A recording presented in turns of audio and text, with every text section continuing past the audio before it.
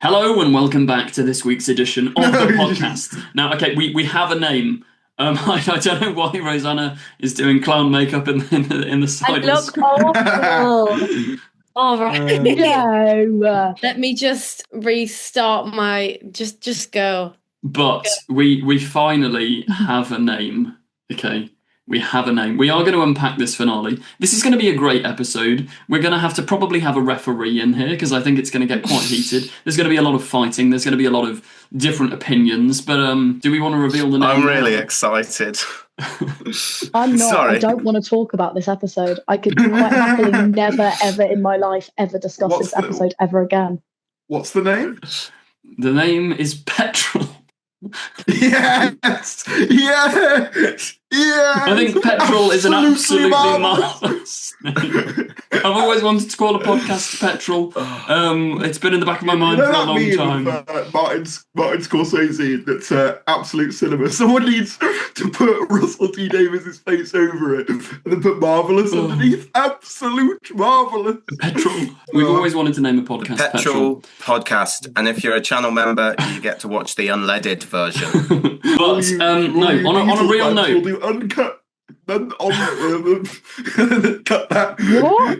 I was gonna do a joke about the diesel version being like the uncut, where we keep all the dodgy bits. Yeah, that was the unleaded. That was the unleaded joke. Okay. The real podcast name we're going with though is in brackets in a tiny font at the start. That's Artie's suggestion. Yes. Satellite 5. So whoever suggested that, congratulations. I like it. Fair Welcome to It's a great the title. Satellite 5.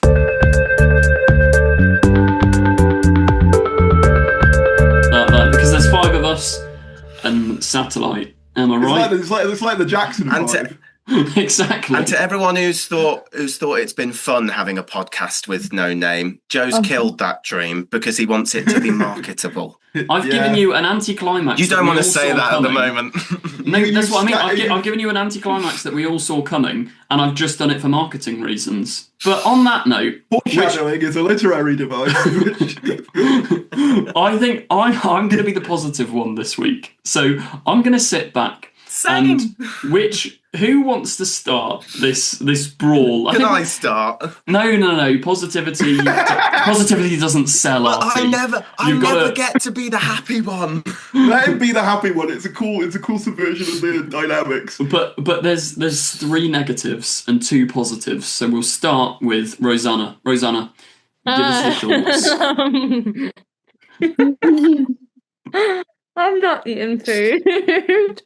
See, I may have been late, but I was professional. I came I ready. haven't had dinner. I've had a slice of lemon cake to eat today, Thari. Shut You've up. had Pringles. Between me and you, that's what I was doing when I was not here. Yeah, we knew you weren't actually on the toilet for about 25 minutes, Starry's doing this podcast. So don't you fear. We could tell through that cunning ruse. I tried my best. Did you see that someone commented the podcast name should be Who's Eating This Week, which then becomes more and more relevant as time goes on. But if Rosanna is ready, take it away.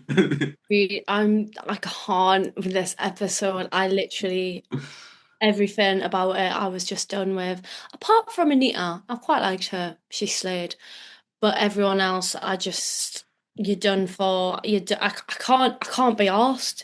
I seriously cannot be arsed. I didn't get the point. I didn't care. I'm done. Why is Billy Piper back? Is she has she ran out of our music money or something? Does she have to go back? Like what? Oh. Because he wanted. I can't deal with it. See, I'm intrigued by this because I thought you'd enjoy it, Rosanna. What? I thought. Are you kidding me? No, what I thought about that you episode do you think Rosanna would have enjoyed? That is not a Rosanna episode in the slightest. Thank you. How do you define a Rosanna episode? Yeah, what's your criteria? Well, first of all, it has to have a genuine structure. Would be nice to the episode. Sort of. It was abstract. Coherent. It was an abstract structure. Oh. No, Rosanna likes character stuff. I'm sorry, hang on. No, Right, we're getting into this right here, right now. We will. This episode's character stuff was absolutely marvellous in an unironic sense. I genuinely... No, I'm not... Actually taking the piss? Are you taking the piss? No, I genuinely... This man is not... No, what about this? What about Belinda made you think character? This man is not affiliated. Not all the characters. Not all the characters. But you cannot deny... Name one character. The Doctor. I'm sorry. That is banger characterisation in this episode. Banger moments. Shooty was on top form. I really enjoyed that. He was not written well. We've become the Satellite 4 within 5 seconds of being I'm not having it. I like Shooty's inclusion. Yeah, we've become the Satellite 4 within inclusion. 5 minutes. Is that just you like the fact he was in the episode because he hasn't bothered to show up to them while he's been the Doctor? Artie, you're supposed to be on my side. You're supposed to... I will be, but you didn't let me go first. Okay, Artie, do you want to take it away? Oh, yeah, sorry. Right, so first I still haven't seen the first 5 minutes of this episode because I was busy getting popcorn in the cinema break. I was literally abandoned by Sam, Alistair, and Artie, who all were like, "Yeah, we've got a while." Sam came in as the credits started. No, the titles started, so fair enough. Alistair just rocked up after having a vape for like 15 minutes. Artie comes in midway, missing the entire opening.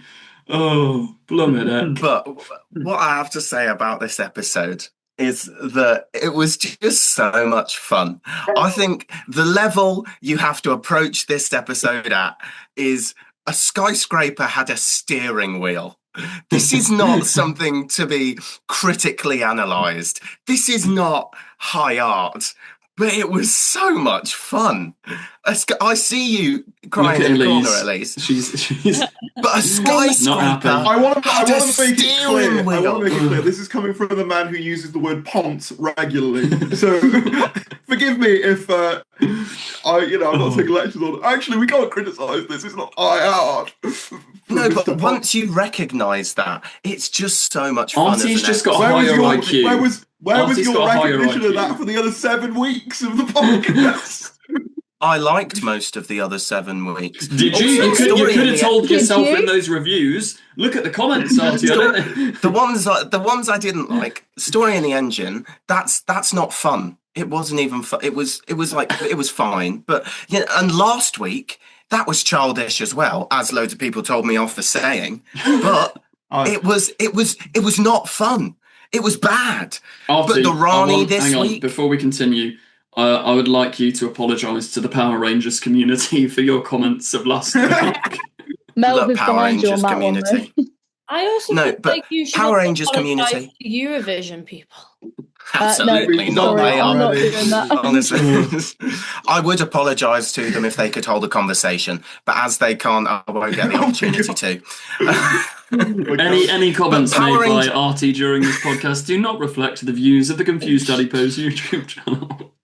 All the thousands people who like Power Rangers. People who like Power Rangers know they're watching a kid's show and they enjoy it, which is fine. I have that same thing with Avatar: The Last Airbender. But Doctor Who is a family show. So when it feels like Power Rangers, it's too childish. And you literally just praised this for having a giant gun on a tower. What do you mean? Yes, because it was childish, but it was also fun. And I liked the Rani. I loved the scene where she just rocked up in the skyscraper and she was like, do you know what? I'm not a super villain. I've just got a plan. And actually, Doctor, you might like my plan. And he's like, no. But it was just such a nice scene. And a skyscraper had a steering wheel. I liked the skyscraper steering wheel. I thought that was fun. Well. I just think it's also, funny to anyone who doesn't last week was 2 Power Rangers. Anyway, look at this giant steering wheel on this. I can't justify it. But also, anyone who doesn't like that Billie Piper is the Doctor is silly because 1, she's a good actress, and 2, we don't know why she's the Doctor yet. Or is she the Doctor? It could be good. You don't know whether you hate it. I'm holding out hope. Can we discuss the Billy Piper things separate to the episode? Yeah, Because yeah. We should wait. I don't want to get later those for that. conflated. Yeah. Because I don't want people to think that I liked it until Billy Piper was the Doctor, because I didn't like it, and then Billy Piper was the Doctor. And I will on that say, note, my Elise, estimation. Oh yeah, there you go. on that note, Elise, do you want to take the floor? Give us your let it all out. Let it all out. I have a lot of things to say about this. I've only watched it once. I started watching it again, and then I started crying, so I had to turn it off. Always a good sign. I'm having a really, really stressful time at the moment. Emotions are running high. I've had a nervous breakdown over the past sort of week, and all I needed was a good Doctor episode. I've thought a lot about my opening statement for this episode. And I'm going to return to the voice message that I sent the group in the middle of the night, mid-cry. Yeah, she was actually crying. I hope you're aware this is not a joke. And Elise was actually it was not like tears. subtle tears. It was not subtle tears. It was sobbing. I cried myself to sleep after watching that episode. I cried myself to sleep, and I woke up and I went, it's a new day, and then I remembered. There is a video. I watched it with my friend, and Maisie's got a video of me literally just crashing out after it happened. Like, it was just insane. I couldn't cope. Anyway, my opening statement, which these guys have already heard, but the lovely viewers have not, because they're not in they don't have the luxury of being in our Doctor Who group chat. Sorry, you guys. don't want to be in that chat. That you don't want to be. You really don't want to be in that chat. Most of it's just going, where are you? Where is everyone? Where are you? And Thary's pretending that he's on the toilet while he's stuffing his face. Look, I needed to eat something, man. He like gets that, and then me going, oi. Oi. Yeah, which is quite irregular. Anyway, Elise, give us your opening statement. Someone else going, oggy. Oi. Dead. Absolutely dead. Absolutely dead. It was fun, marvelous, much like this week's episode. Shut Petrol. Elise, go for it. I feel like I'm in a toxic relationship with Doctor Who, and it's one of those relationships. And the only feeling I can describe this to is when I was in a genuinely awful relationship. Artie, you're okay. Don't worry, it's not you. Can we give a shout out to who it is? Can we guess which one? You could. I feel like you could easily guess which one it was. Yeah, not the one that Joe has a vendetta against. I don't have a vendetta against this man. He was just very rude, and he's now become a police officer. Surprise, surprise. Elise, carry on. So the only feeling that I can remotely describe my relationship with this episode to is this relationship I had with this awful person who has genuinely, there are a million stories from that relationship that would shock you. He was a scuba diver. No, he wasn't. He wasn't even a scuba diver. He's going to come. He's going to find this podcast and just comment, don't worry, I've got thick skin. How do you feel cheated by thick skin made of neoprene? Oh God. Okay. Should we stop just slugging off Elise's exes? Carry on, Elise. How do you feel cheated by Doctor Who? Well, it wasn't even about the cheating, actually. It was about the fact that you're in a toxic relationship with someone that you used to care so much about, and they're just not the same person that they are anymore. And you keep thinking everyone changes all throughout their lives. You think that you can come back together, you can find each other, and every now and then they show you a glimpse of the person that they used to be, and you go, oh, you're almost there, we're almost close again, but then it goes away, and they show you just enough of that to keep you hooked in. They show you just enough so that you don't leave, we've still got you, but then they just pepper that in amongst a whole load of new shit that ruins your fucking life. They pepper in a little bit of, don't worry. Look, I say this as a man who has a cabinet full of Doctor Who stuff behind him. I think you care too much. I think you have a codependent relationship. No, because I talked to my therapist about Doctor Who. There was a time in my life I had 3 therapy sessions. They were all like an hour long. One of them was spent pretty much the entire thing was spent talking about Doctor Who and like what it's brought me in my life. Imagine if they pulled off the mask and it was Russell T Davies as one of them.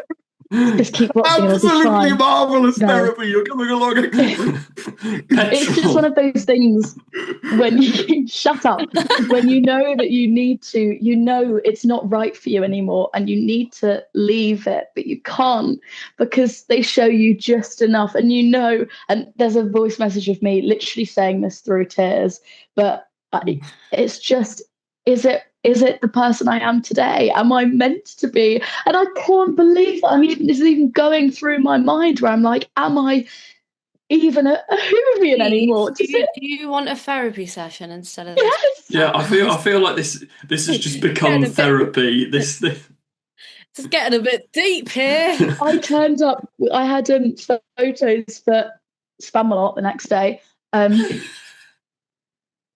I turned up and I was already really stressed, and I showed up, and then like a couple of people sort of like nervously like tiptoed up to me and they went, "Oh, did you find Doctor Who?" And I just started crying again. I literally just started crying. Oh dear. I feel vindicated because of how much you made fun of me when I was talking about Star Wars 3 years ago. The only person who was more vindicated was Omega. I genuinely can't be arsed. Like I stole that from someone on Twitter. I'm not going to claim that as my own. You might as well. It was actually mine. No, I came up with that. No, but this episode just it just like, it's like, we're gonna give you something and take it away and make it worse, make it shit and make it awful. Mm. That's how I feel. I think I don't understand why you guys are like surprised at the level we're at. Like, I feel like this is why you're all so upset, because you all have had your hopes up. The Well was brilliant. They gave us the Midnight Monster. They gave us a bit of Midnight. They changed. No, the well was just quite good. It was just good. It wasn't brilliant. No Doctor Who has been brilliant in the last 2 years. Yeah, but I'd rather have it just good. Lux, I would say was brilliant. Lux was really good. This is the thing. Lux was really good. You can go back to the first episode of this podcast before the season had even started, and I was being so negative about it. And you were like, lighten up. It's going to be great. And over the episodes, I got progressively more and more invested, and I got progressively more and more excited, and it raised my hopes so tentatively, and for a moment I dared to dream, and I shall not be doing that in the future. Would you say that your character arc got completely reversed?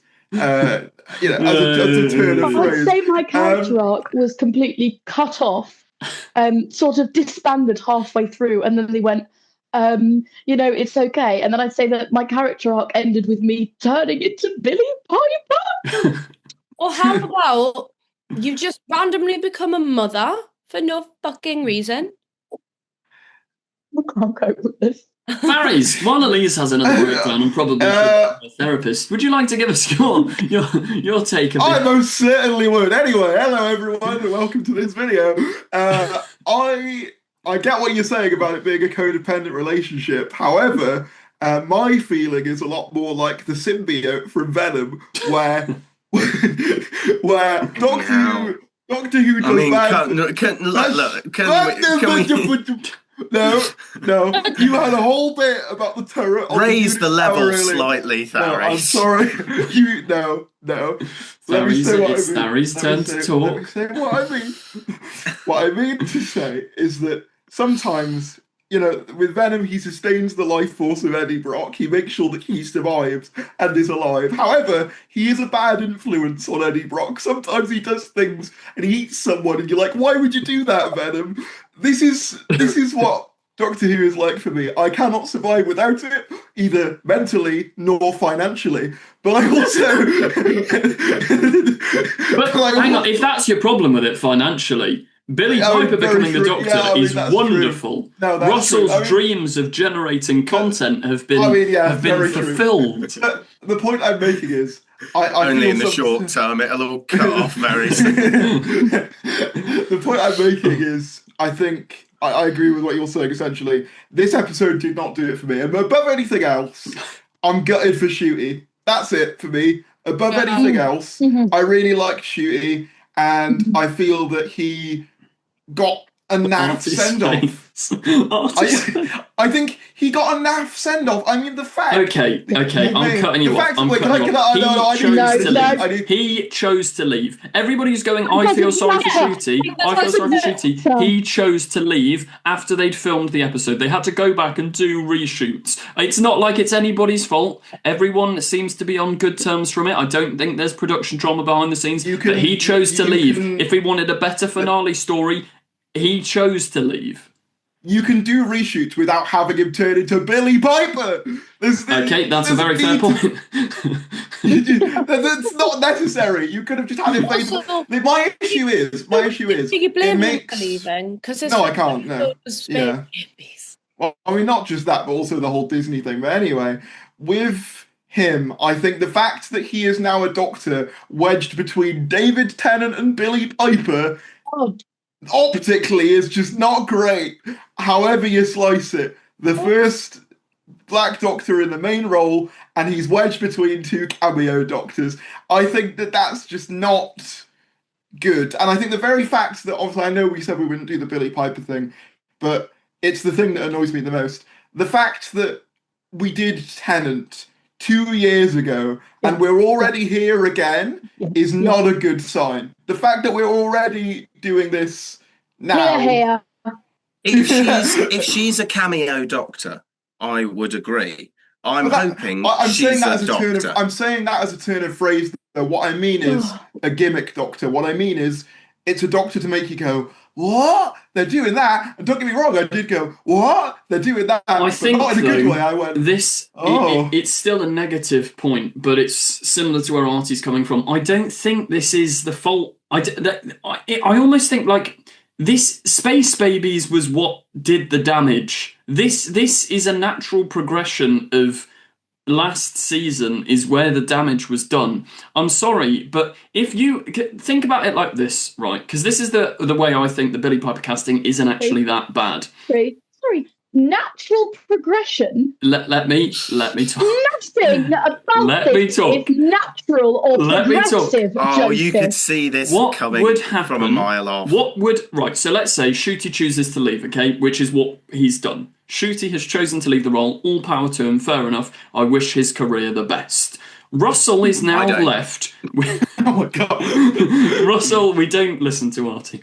Russell is now left with a show with declining viewing figures, no lead actor. Millie Gibson, like, once again, I'm not speculating on behind-the-scenes reasons, but she clearly had a reduced role in this season. Millie Gibson's gone. The Doctor's gone. What do you do? Because if he casts someone that doesn't make the public go, whoa, the viewing figures will only go on that downwards trajectory. What Russell is doing here... Let me finish. I think what Russell's done here is realise, okay, we did not capture this new audience we hoped to with Space Babies, Empire of Death, Season 1. We're going to try the Tennant thing again, and before I stop you, speak to members of the public, okay? People who aren't Doctor Who fans are, at best, mildly intrigued, or I like it. Like, genuinely. But I can't be asked to watch. But what this will do, hang on. What this will do is make a lot of people tune in for Piper's first episode. That is undeniable. Yes, I agree with that. And then, if Russell delivers a banger of a show from there, we don't even know if she is the Doctor. There might be a new Doctor. We can see where it goes. All this does is give Doctor Who... It's like giving it a bit of medicine. He's just shoved Calpol in its mouth while it's having a mini heart attack. And he's like, please, come back. But my problem is, you could make this exact same argument 2 years ago, and it didn't. No, but that's what I'm saying. The reason it didn't work is because of Space Babies. No, but that was the nail in the coffin. But he's just going to do it again. It's just not, though, because also I want to say the viewing figures for season 1 were low. And it's going to be good, is it? I didn't say that. All I'm saying is it's stupid to hate it now. I'm saying my point. You can hate it in a year. But you can't What I'm hate it making now. Yes, I can. I'm Watch making me. The viewing figures What were has bad. happened to Rosanna's hair? I do not know. The viewing figures were bad before we really knew what season 1 was like. As soon as it broadcast in May, before anyone had seen it, there was less interest. Why? Because that little carrot on a stick of David Tennant as Doctor Who was gone. And I disagree. guarantee you, I'll make a bet with you, right? If they do another couple of specials with Billy Piper and then we get a new Doctor, I guarantee you we'll have the exact same result. The new season will start with a new Doctor, and we just end up in the same cycle again. That's is only if it's bad. Maybe I am delusional here, but I am hoping to God that Russell saw Space Babies, Devil's Cord, and Empire of Death and realised that is not how you get the general public on board. There is no God, Joe. Not anymore. Not after this. And he is hoping to capture a new audience with new stories. Look, for example, when Jodie Whittaker became the Doctor, the viewing figures shot up to an all-time high. When David Tennant came back...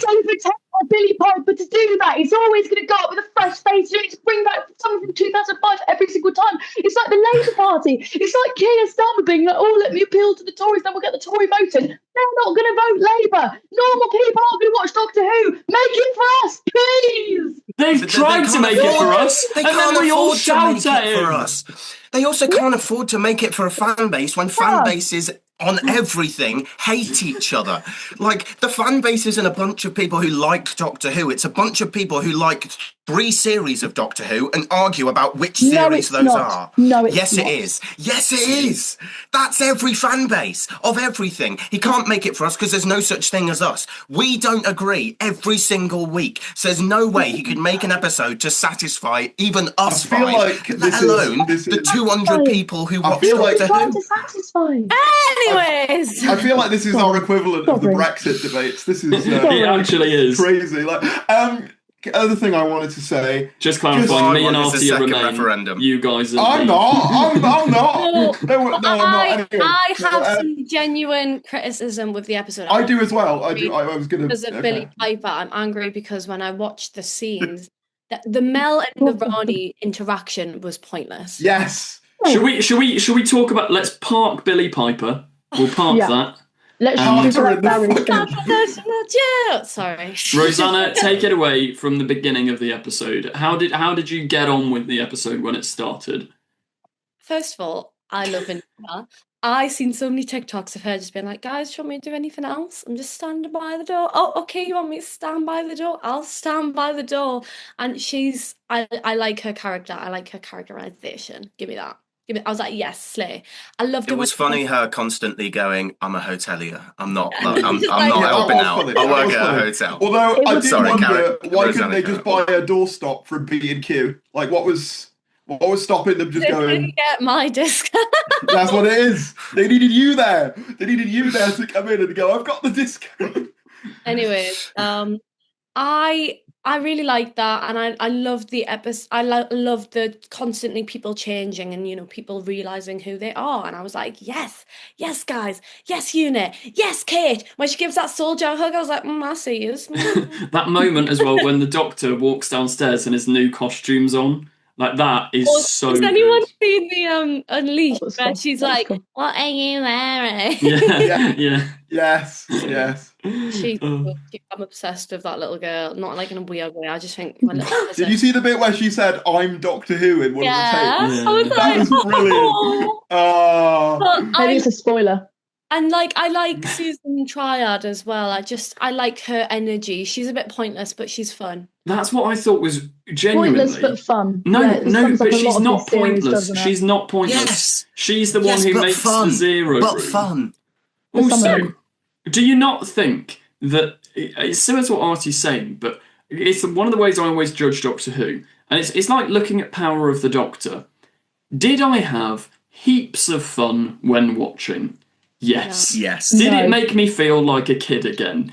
Yes. No. Are there problem? I'm sorry, that bit when he's on the Green Goblin glider flying through the sky with the music blaring, I love it. I liked that. I love it. It's so when they're all Only- shouting orders, you get a reference to Project Indigo, you get all of this, you get all that. Like it's proper. Like Yeah, I enjoyed was so those silly. parts, but the parts that annoyed me, not like Mel coming in with a stupid orange bike, which was like, I'm gonna get a perm, then I'm gonna go to the lift, wait in the lift, then I'm gonna rock up in the middle of this office. Like, no. Some of the dialogue in this one was Yeah, was the wild. I It was liked like a lot the of dialogue. the Sorry, the I'm not dialogue. being funny. And I'm not being ironically, funny. having Mel go, "We meet again, the Raleigh." It's like, what are we doing? That's fine. What's not No, fine but- is no, when but- they're like, If you compare her reaction to my goddess Elizabeth Den, I you know what I actually mean? liked the way Bonnie Langford delivered it. I just thought the dialogue was I know bad. because it was direction and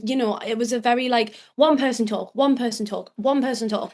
Also, that Oh. scene goes on for ages. There's Unlike so this much podcast, exposition. could we try and let people finish their sentences, please? Sorry. no. Elise, go on. The one line of dialogue, because I enjoyed it when it started.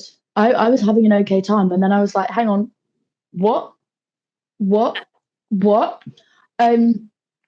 Oh, what's happening, Doctor? We're up facing the unholy trinity. What? Say a little prayer So- for you. Sorry? Where's that from then? Did we just lose our ability to write a script? We're facing the unholy in today's episode. What are you doing? What are you doing? What is going on? Am I going insane? You're very harsh, very harsh. I'm disappointed in Artie because he didn't get my Glee reference. I don't think we could hear watching it.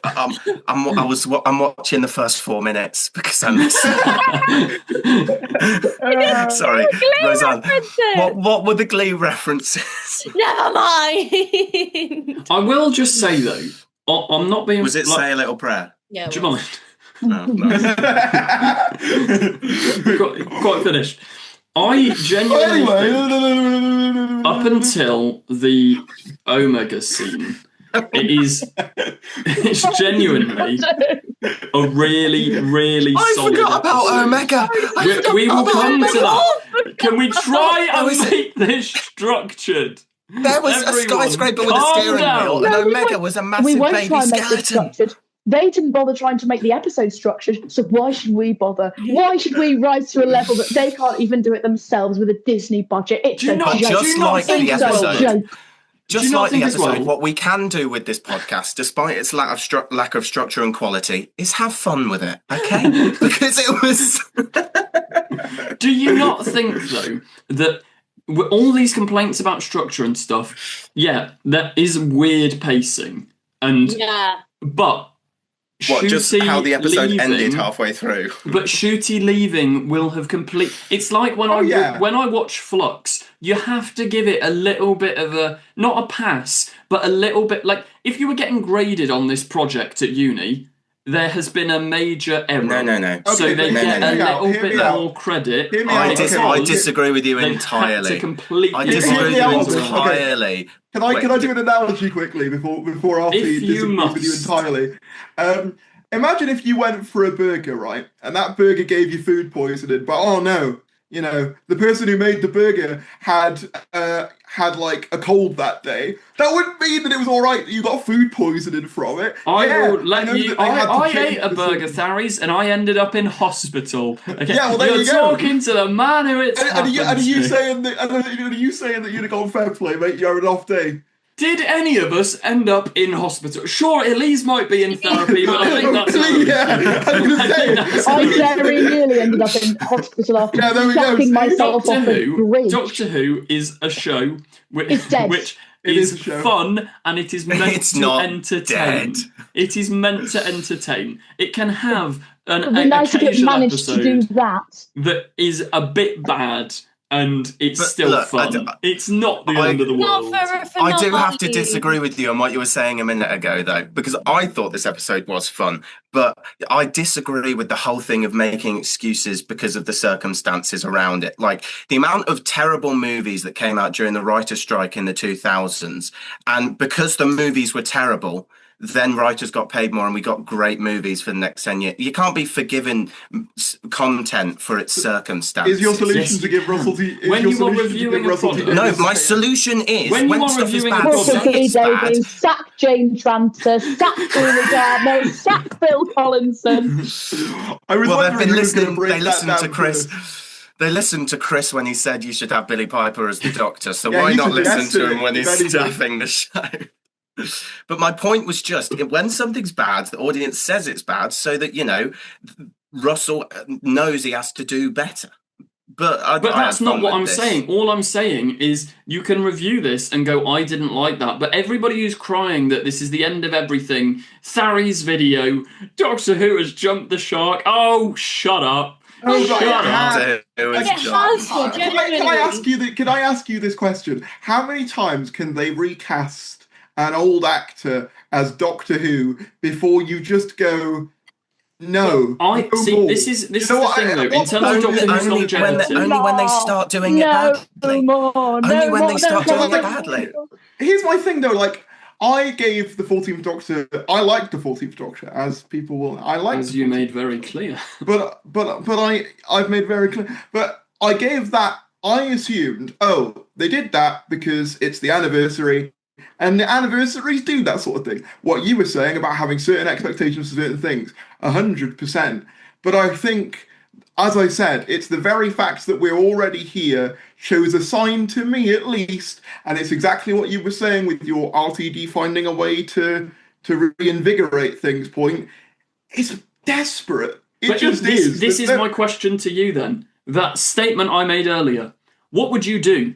Because if Russell didn't do this, who would you cast? The viewing figures are on a downward trajectory. You can't, like... Why not cast a new but big established actor? Who? Why not cast no.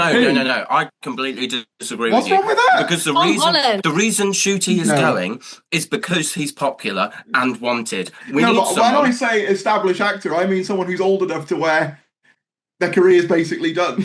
So, like Peter Capaldi. yeah, well, kind of. But like, I'm trying to think of like, No, but this is the problem. I think you've got to look at it with Doctor Who is in such a difficult position, and in the words of Rassilon, be it disease of our own making. But Series 1 did not bring in as much of a general audience as they'd hoped. And one of the ways I always look at Doctor Who is the general public. And obviously, I don't know everyone in the general public, but my family, who are a casual audience, my grandparents, my whoever, Artie's parents. General public, okay? My family. No, but like Artie's parents, my parents, anyone's parents who aren't massive Doctor Who fans, see this and at most are like, oh, that's strange, but I'm intrigued, I'll watch it. That, like, people are acting as if this is the end of days. Doctor Who has survived can I just say, through thick and thin. Doctor Who has survived through... Look, sure, you can have eras you don't like. They can do stupid things. Realistically, even if this ends in a car crash, which I'm not saying it won't, even if it ends in a car crash, one day it will come back. Yes, Doctor Who survived because of the antithesis of this, though. It survived because it took the risks to do something new. Having to do this again is antithetical. Yes and no. It did. 2005, go and watch the interview with Russell. What does he say? He goes, the reason this is a success is not me, it's because we're doing exactly what they did in the 1960s. We've got Daleks, we've got Cybermen, we've got the Master. We're doing fun little adventures on a Saturday night. That's what I'm glad you brought up 2005. I'm glad you brought up 2005 because in the meetings for Series 1, the BBC suggested, why don't we get Tom Baker to do it? Everyone likes him. And Russell went, no, that would be bad. And then as a result, we got one of the best series of television out of it. Now, far be it from me to say whether there is an actor out there who could reinvigorate the franchise. Maybe of course you're right. there is. Of course there is. Maybe Yeah, you're but we right. live. Maybe Yeah, but we you're live right. in a Maybe completely hang on, different time. Can I finish my point? Maybe Well, you're yeah, right. but make it last less than 10 minutes. Maybe you're right. Maybe there isn't an actor that can reinvigorate it. But by God, give it a go. Like, we've only had one. Like, it's, imagine if they'd have given up after, like, William Hartnell, and they'd have gone, well... Doctor Who's been on its last breath for the last 10 years. They tried to reinvigorate it with exciting new actors, with Jodie, and it didn't work. With Ncuti, and it hasn't worked. But also, we live in a completely different time to 2005. Streaming changes the game entirely. Really bad telly. That's what the time is at the moment. Yeah, but the reason that is because I'll agree. Yeah, and so we cannot keep falling back on this. Oh, what does the time need now? Oh, well, they need things that are easy enough to follow. They need very palatable stories. They need all of this. It has to, yes, I agree with you, Joe. Like, part of the reason that 2005 succeeded is because they kept that same kind of format of what do we want from Doctor Who? We want like a episode of the week story, and then we want like a big sort of an overarching thing, and then it comes back to this at the end. We can keep that. We can keep the stuff that makes Doctor Who Doctor Who. We don't need the same 10 actors to do it. If Doctor Who is only surviving because it can keep bringing back people from 2005, then maybe it shouldn't survive anymore. But this is why, as I said earlier, come on now. This is why I said earlier, it is the fault of Space Babies, Devil's Cord, and Empire of Death. The most genius, I genuinely think. When I heard about the 60th, I fully believed, heart and soul, Doctor Who was going to become massive again. I did as well. Because, I'm sorry, but bringing back a bunch of the audience with the carrot on a stick, as Larry calls it, of David Tennant, and then surprising them with, this is really good telly, and Ncuti's in this episode as well. This is your new Doctor, go and follow his adventures. That is, I think, for the time, for the era, was absolutely marvellous. That was the right thing to do. The problem is they followed it up with singing goblins, with a bogey monster, with babies, with the Devil's Cord.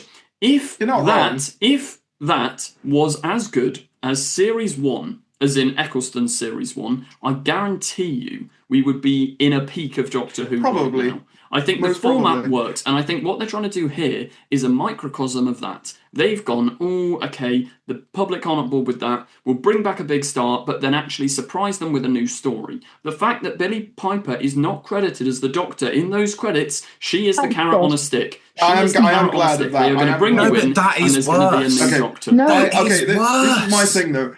Like, with going back to the classic Doctor Who, in the 80s, you have the Colin Baker era, right? Unmitigated failure. We all know it was. No offense. So mean. No offense to Colin. Colin, we love you. No, I love Colin. Even he didn't like his era, so it's fine. Point I'm making is... Where's Elise gone? I'll be back in 1 second. I'm still here. Should I wait? Should I wait? No, just carry on. The point so in that era, it failed, right? Colin had to leave prematurely, much like where we're at now.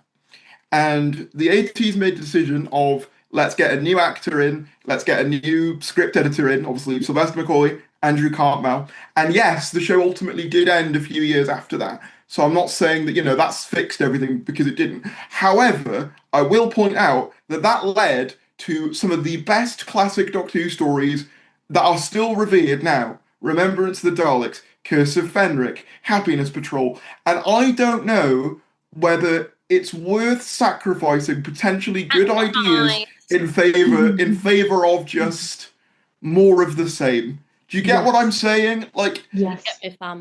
But it's not even the same. It's not like Rose Tyler's back in a big reveal. It is Billie Piper as a regeneration of the Doctor. Is what it so is, it is though. something but new. There's so many amazing actors out there. Like there is. Yes, but they won't get the viewers in. They won't get the viewers in. Because you can talk about. No, he wouldn't. You can talk about all of these. All of the. This is what the general public think. When I speak to people, the general public about Doctor Who, so many of them didn't know that David Tennant was coming back because they didn't follow it on Instagram or nobody was really talking about it in their area or whatever. They didn't then go, oh, I love David Tennant, I'm going to watch him again. And they went, oh, that's nice. And then they just didn't continue watching. They might not have done, but thousands of people the viewing did. Figures Thousands of people did. Thousands of people came back for it. I will say, well, I do not accept that reality. I will say my mum is as casual gets. She's been kind of on and off this season as well. I've kind of been, she watched my one because I was in it, but she's been a lot less, kind of committal this year. But I told her coming out of the cinema what they did, and she deadpan turned around to me and said, "Sounds like they're running out of ideas." Yeah, that's what she said. Like, that's what my mum said, and my mum is not a Doctor Who fan at all. And I just feel that if normal people are cottling on to that, then I don't know whether this trick is going to work as well as we're saying it is. In the short term, maybe it will work well. I don't think I'm going to put a theory out there, little bet for you. Another one. I'm becoming a betting man again. Horizon gambling. That had never happened. No, never heard of it. Anyway, He's got a bad history with this. Point being, Tennant is the trick that you get to pull once, right? Mm-hmm. I think doing it again, and let's be honest, I love Billie Piper, and she is a big part of the revival's success, and she's a fantastic actor. However, if Tennant couldn't keep them around... No, but the trick is a short-term trick. The trick is only to get people in for one episode. Like, people will only turn up for one episode for the trick. They have to hold them. No, but they have to hold them with good writing. The Tennant thing, he was only there for 3 episodes, and he only needed to be. The reason they left isn't because Tennant left. It's because the writing wasn't great. It's because of Space Babies and Singing Goblins and Space Babies came out, but the viewing figures were still lower. No, but this is one of the biggest. But also, that's the issue with the series. Not one of the biggest things in this day and age. Look at things like Baby Reindeer. Look at the shows with the biggest viewing figures in their first weeks. They are not bad, but not great. Word of mouth will spread everywhere. The 60th was a genius idea because it gets people talking, it gets it in the headlines, and then you lure them in with good stories, and the word of mouth adds to that, and it grows and grows and snowballs until you have a massive hit. The problem was, and I don't even think they're bad stories. Like, what I can watch Space Babies and I don't hate Space Babies it. is Can mid. watch Devil's Cord and don't hate it, but it's not the way you bring a general audience on board. Now, I do completely understand maybe what they will do after Piper will not be good. Maybe it will, maybe it won't. We don't know, but I think, I can see why people are pessimistic, but I hold out hope. Look at what Russell wrote in 2005.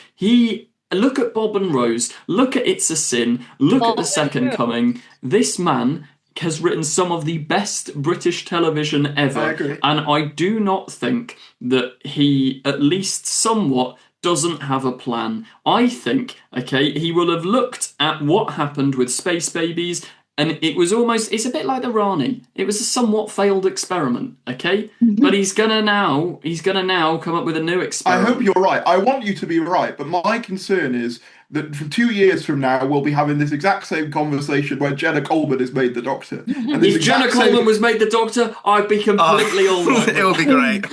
Yeah, that's probably not the best example for you. Where, you know how Anita says it's the boss, and that's how the Doctor used to... Yes, I saw, was it Jenna Coleman? Yeah, I saw the edit, yeah. I thought that was no, but that's my point I'm making is I worry that this is just going to keep happening, where the show... it only needs to keep happening if the episodes are bad. This is what I'm saying. Yeah, but it's very easy to just say make good episodes. But say that. Listen, don't complain about the fact that Billy's back. Yeah, but what I'm saying about is, the bad episode. Don't say Story and the Engine is an 8 out of 10 when it's clearly a 6. Do you think anyone to faint praise and then complaining when they have to pull this shit? Do you think anyone on the set wanted to make a terrible episode? Do you think they all went out and went, "Oh yeah, Space Babies, this one's going to be naff"? They didn't. Like they No, didn't. but one thing I will say is that even though I don't think they wanted to make a terrible episode, clearly mistakes were being made along the way, and they didn't stop for it. Like the fact that Russell can say in a commentary, "This is where we reach complete narrative collapse," is a joke. If he knows that, don't release it. Here's a good way of putting it. Right, this is the Russell Lord Victorious. Adelaide Brooke has just shot herself, and he's gone. I've gone too far. I've gone too far. He can see the Ood singing in the distance. He's just run into his TARDIS. He's pulled the lever and he's gone, not today. No more knocks. Not today. He's flying off. Will he survive, or will Wilfred come knocking next time? We'll just have to wait and see. I love Russell. I have a lot of respect. I have a lot of respect for Russell. I have a lot of respect for Russell, but you know, there comes a point where maybe I'm having a crisis of faith. Maybe it is. Part of it might just be that I finally had a Doctor I liked and an era I was vibing with, and it lasted 18 episodes, and now it's gone, and I didn't even get to see the Doctor that I liked fight the Daleks, fight the Cybermen, This fight is anyone. Nobody's fault. I mean, I'm not saying it is, but it doesn't mean it doesn't suck. No, it can suck. Well, but if it this sucks, is why are you saying you feel bad for Shooty? He left. Because it's so obvious It's so obvious that there's more to 16 it episodes? It's so obvious that there's more to it than that. Do you really think he'd have left if things went all sunshine and rainbows? Probably not. No, but I'm not being. But this is not the place to speculate on what happened or what didn't happen. We do not know. Okay, I think the most likely scenario is simply everyone was on good terms. Disney didn't know whether to recommission because, as I say, the Russell Lord Victorious Space Babies happened. Disney didn't recommission in time. Shooty's an up-and-coming star. He was busy, so he left. I don't think there's drama. I don't think there's whatever. I think Shooty has just made the amicable decision alongside everybody else to leave, which does put the show in a tricky position. Elise. Thank you. Sorry, I'm trying to be really calm because I'm well aware that we do need to steer away from this argument and back onto the point of the episode. Yeah. Rosanna has barely said anything in the last 15 minutes. You two are too polite. You need to shout over us when we're speaking. I tried. Sorry, was I being polite then? Oh. Sorry. Yeah, okay. Rosanna's too polite. Okay. So I will steer this back to the episode. I have a real issue with the writers. I have a real issue with Russell T Davies catering to this sort of general viewership rather than the fans. And I understand that it's important. Not as in like just pumping fan service and all that. I've not worded that very well, but I have a real issue for this kind of, I hate this sort of marketability element of it. I understand that it's needed. But again, like I said earlier, it feels like Keir Starmer trying to be more central so he can bring the Tories into voting for Labour, and then he just keeps getting further and further right wing until it's like, okay, well, you're not really a left wing party anymore. You do whatever you like, and I just feel like it's slipping further and further away, and it's not being made for the love of Doctor Who. It's being made for how do we get people to watch this? How do we get people to watch, rather than the sake of going, how do we make a good series of television? And that's what upsets me. And I'm going to bring this around to Doctor Who is because not just to Doctor Who, to this episode, because obviously there's this whole issue. A lot of people won't watch Doctor Who anymore because it's too woke. They should have told this episode to be a little bit more woke in its handling of Belinda Chandra, which has absolutely made me furious. I am so angry about this. I'm tearing up again because how dare they put this on our screens and go, we're so progressive, we're so woke, and hide behind this great big woke. Oh, yay, yeah, we're woke. And then you take a really interesting character who slowly loses characterization over the whole story. And what was she there for in that last episode?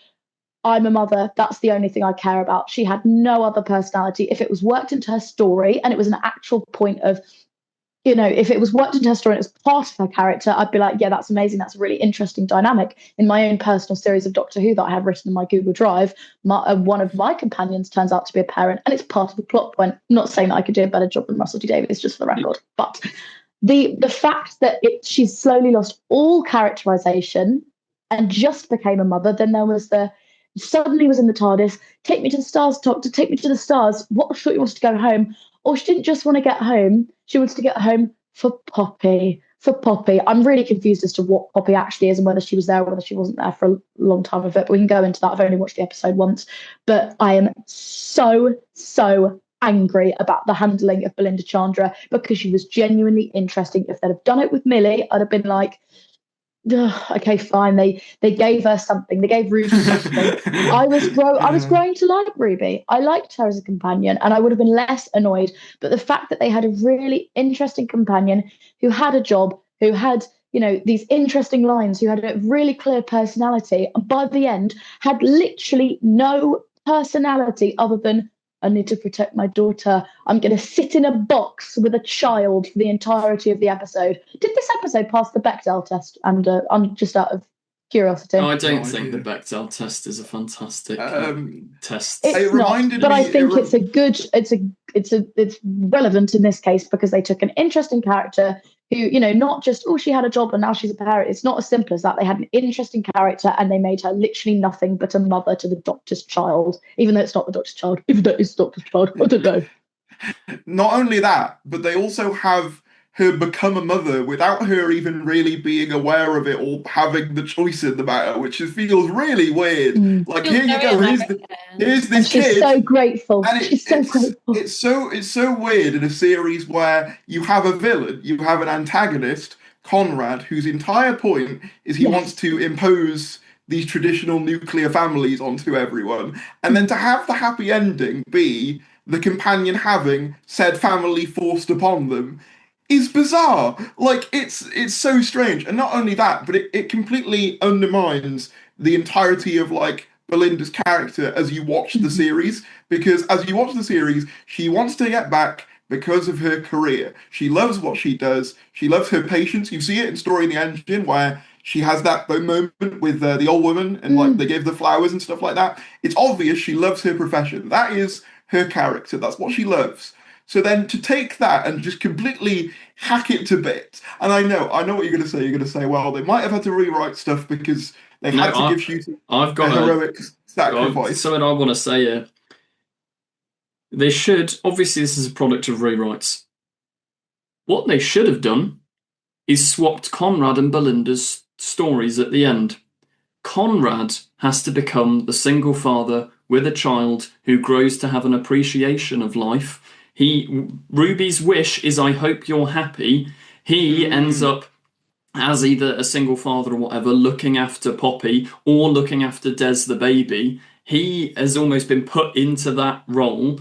That changes his perspectives of misogyny and of women being the household whatevers. That's what makes him a nicer person. And Belinda gets a job where she's not stressed all the time, where she's happy, where she can enjoy her life. Because yes, she likes being a nurse, but look at the stress she's caused. Like in episode 5, she's stressed, she's upset, I've got to get back, I've got to do that. There's so much pressure on Belinda. Belinda should have had the happy ending in a job that she liked, whether that was nursing or something else. Conrad should have had the ending where you are left with the child, and it makes him a better person because he's got all these perceptions of women are the ones that look after a child. If they went back in time, changed it so that he raised Poppy and didn't become this horrible person, he broke the cycle of his parents' mishandling of him. I think that would have been a nice character for him. That would have been really nice for him, actually. Because then he could have broken that cycle of abuse essentially as well. That's what I mean. That would have been really Why nice. couldn't Belinda have been a nurse at unit? She could have been there. Like, I don't know. Oh, come on, the answer to this is not just hire another person at unit. No, but what I'm saying is that's exactly what I'm saying, though. Kate hires everyone else, and the one time where it would kind of make at least a bit more sense, and she doesn't get it. It's like, I'm sorry. I will say, if she'd have ended this series at unit, then you'd be here ranting about how she's a copy of Martha Jones, even more so than she already is.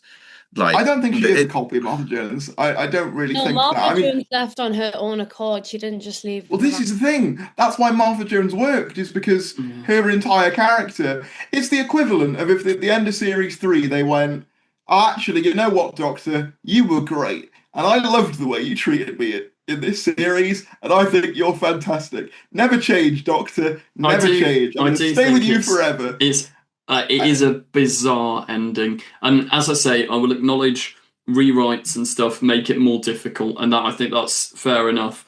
And Yeah, but I do think it would have made. Sorry. Belinda's was clearly not a rewrite. No, I think I don't know. It would make a lot was. more. It would make a lot more sense for Ruby because she's so family oriented as a character. Well, anyway. And that's we where I know. think We the know. rewrite comes- If you we know watch that's- Unleashed, yeah. if you watch Unleashed, you can see this is the way to tell what scenes are added, what scenes aren't. Alex Sanjeev Pillai, the director, his hair is either basically a buzz cut or really long. When it's really long, is all of the stuff with Poppy at the end. I guarantee you, season 3 was supposed to be Ruby, Belinda, the Doctor going off in the TARDIS, having a jolly old time. Yeah, either find Poppy or Poppy gets given to someone else. I was kind of expecting Poppy to go to Carla. Do you know something like that? Like that could work. And I love that they call her the best mother in the universe. Yeah, you only ever see her. She's rejecting her daughter every time we see her. You only ever see her go, "I hate you, Ruby. Get out of my house." How dare you? I do just think, it's such a shame that the rewrites and stuff had to happen. And I don't understand for the life of me why they don't just admit it on Unleashed. Starting the behind the scenes with Ncuti saying this was always the plan feels so disingenuous. I think that's what. I mean, it is. It's so bad when you flash back to like them when he was announced, and they're going, "He's going to be the Doctor for a long time. We need some stability in who the Doctor is." And it's this is why I really want Billy to be here, not as 3 episodes, just as the Doctor. Like, don't make her Rose, just make her the Doctor and do some bollocks like with Capaldi about how he's teaching himself a lesson with I don't Rose's think it's face. the same thing with Capaldi and with Billy Piper, though. I don't think it's the same. I don't think you can compare a one-off bit character being made the Doctor, or the actor of a one-off character being made the Doctor, I should say, and having the first companion of the revival be made into the Doctor. I'm not saying it's the same situation. Let Rosanna speak! Go on, Rosanna. I can't remember what I was going to say. For God's sake. She haunted the narrative so hard. I've seen loads of stuff about this time vortex thing with her absorbing the power, and then she's the last imprint left on the time vortex. It makes sense because he regenerated into the time vortex. Adding to more to that, right? Who else shows up in this episode out of nowhere? Oh, I love Jodie in this. Jodie shows up because who are the only 2 times when the heart of the TARDIS has been opened up? Jodie does it in Flux. Also another time as well. I forgot about that. Jodie does it in Flux, and Rose does it to look into her eyes. Like that I'd whole love sequence. to believe it was this thought out, but I don't believe anything is anymore. That is why. No, but it's like what this is going to be. This is going to be like when Russell listed that classic Who bollocks to say why Ruby's been in the TARDIS for 6 months. He's come up with an idea and he'll justify it later. But that's what happens. That is what happens consistently. Like all of these times that we sit here theorizing what's going to happen. Russell looks at an episode, goes, "Oh, want this to happen." Builds everything around it. Like goes, watches a Joe fan film in between so that he can get his ideas. We're gonna need to. I want this person to be in it, so we'll write like 2 lines of dialogue with a load of exposition explaining what's going to happen. That's just reminded me of the exposition line from last episode. We've still never got like a conclusion to all of this fourth wall breaking stuff. Also, can we just... Well, it's still going on because Billy looks right into the camera. Yeah, she goes, "Oh, hello," to us. Go on, Rosanna. Go on, Rosanna. I'm so tired. I was just going to say, what was the point of the Rani? What was the point of Omega? Omega needed a little snap. That whole scene, what was that? It's just this big... Omega was so bad. I'm not going to lie, I'm surprised Joe... Rani, and then pisses off. Like, I'm not being funny. Well, I hate this. This is my biggest surprise take of this episode. Oh, I've seen your opinion on this. Yeah. Did not hate the Omega scene because that wasn't Omega. They didn't Sutek him. They didn't turn him into That was a contorted wish version of some It was the sort of mythological version of him. It was and I love as well. Sutek has the original voice actor. Sutek has the motivation. Sutek has narrative, like coherent. Omega was just I eat time. Let's not. No, but he is written to be that character. And apparently, I don't know how true this is, but I've been told in foreign subtitles he's called like Omega Beast. It's not even Omega. So I think the thing they did would be nice if that was him. made clearer in the episode. This is giving the most cope response. No, but it's not though, because I literally. But it's clearly not the same character. Because you'll notice as well, last episode, why would they use clips of the OG actor in normal Omega voice shouting, I am Omega, Omega shall be free? Why would you not use the voice from this contorted creature? The point is, the Rani is looking for Omega. The Rani is looking for Omega, but she doesn't find him. She wishes in this contorted version, which is like Omega but dialed up to 1,000, which I don't mind because it's still. When you dial him up to 1,000, he becomes a big baby skeleton. They say in the episode the reason he's like that is because he was banished into the Underverse, and therefore he evolved into a form of godhood as a result. So it was Omega that went in there originally, and that's what he came out as. No, and it was naff. But he is the same guy. I think this is cope from you. But it's not though. It's not. It is a bit. This is Sutek was I'm irreparably offended on damaged. behalf of you, Joe. I'm offended. But this is the thing. I feel like I need to defend Joe 6 months ago and say no. You stay true to your beliefs. The next time, if ever, Sutek shows up, you will have to address the Empire of Death. Sutek had a plan. Sutek initiated a plan. Sutek was completely out of character, and rather than in Pyramids of Mars, he's like, I have no time for this, Doctor. In Legend of Ruby Sunday, he's like, let's make an anagram. Like, his character was completely and utterly wiggled You're not around. Catch me defending Omega, Empire. the next time Omega comes back, you have maybe one line where the Doctor's like, oh, you're a bit hungry last time. It doesn't matter. It literally doesn't matter. That was not the Omega that we know. That was a contorted version of him. I love the way that they got, like, the amount he was in the episode. It's the equivalent of, like, when that MP was on the news and just shoved his kid out of the frame. Just like him trying to come in. No. Did you see they've uploaded the Omega scene to YouTube? It's 3 minutes and 20 seconds, his entire appearance. 3 minutes and 20 seconds, a minute of which is Conrad and Ruby. You do realise that we're probably not going to get Omega for like... No, whoever ends up having the show in however many years' time, Sutek is in a way a damaged character. No, I can fix him. Omega.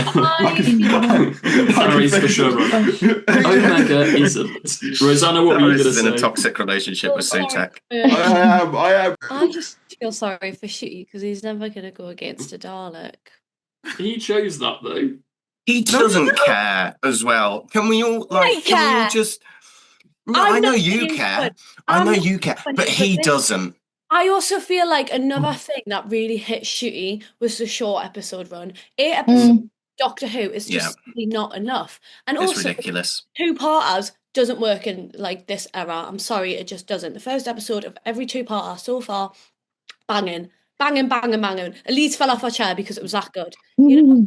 And then, not last week. Now she's crying.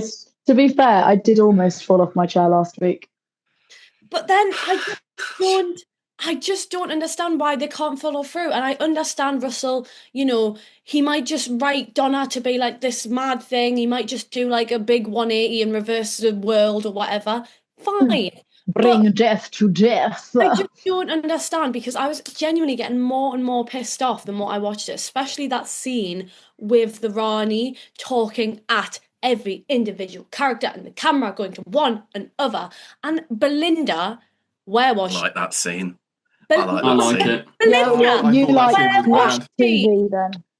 I thought it was a neat sort of, instead of her just being straight up a villain, it's her going, I've got this idea. Yeah. I don't hate you. My fight isn't with you. I'm just trying to do this. On Rosanna's point though, I want to ask you, all of you, do you not just think, like, this... I enjoyed it because I don't think it's that dissimilar to the Russell T Davies Era 1 finales. Yeah, sure, it is wrapped up in a silly way too quickly, but I genuinely loved the emotive parts of it, with the Doctor sacrificing himself to save one person. All of that, though. But this is what Russell always does. He literally turns the Doctor into Jesus, but we forgive it because the character stuff is so strong. But there's a difference. But the character stuff didn't hold up this episode. It was these things like I'm with you, Artie. I liked the Rani's whole thing about we can do this. She wasn't angry. She was wanting to understand. But everything character-wise feels so. I don't want to say it feels scripted because obviously it's a script, but it feels so like we're putting this line in so we can make the character do this. It doesn't feel natural. It doesn't feel real. There was one point in the episode. Does the Doctor say "without hope" at some point in the episode? Yeah. So I heard that, and in my head I went "without witness, without reward," and I thought of that for a moment, and then I looked back into the episode, and I was like, "Oh my God, what am I watching?" Because that made me feel. They used the music, the "without hope, without witness, reward." I didn't even notice.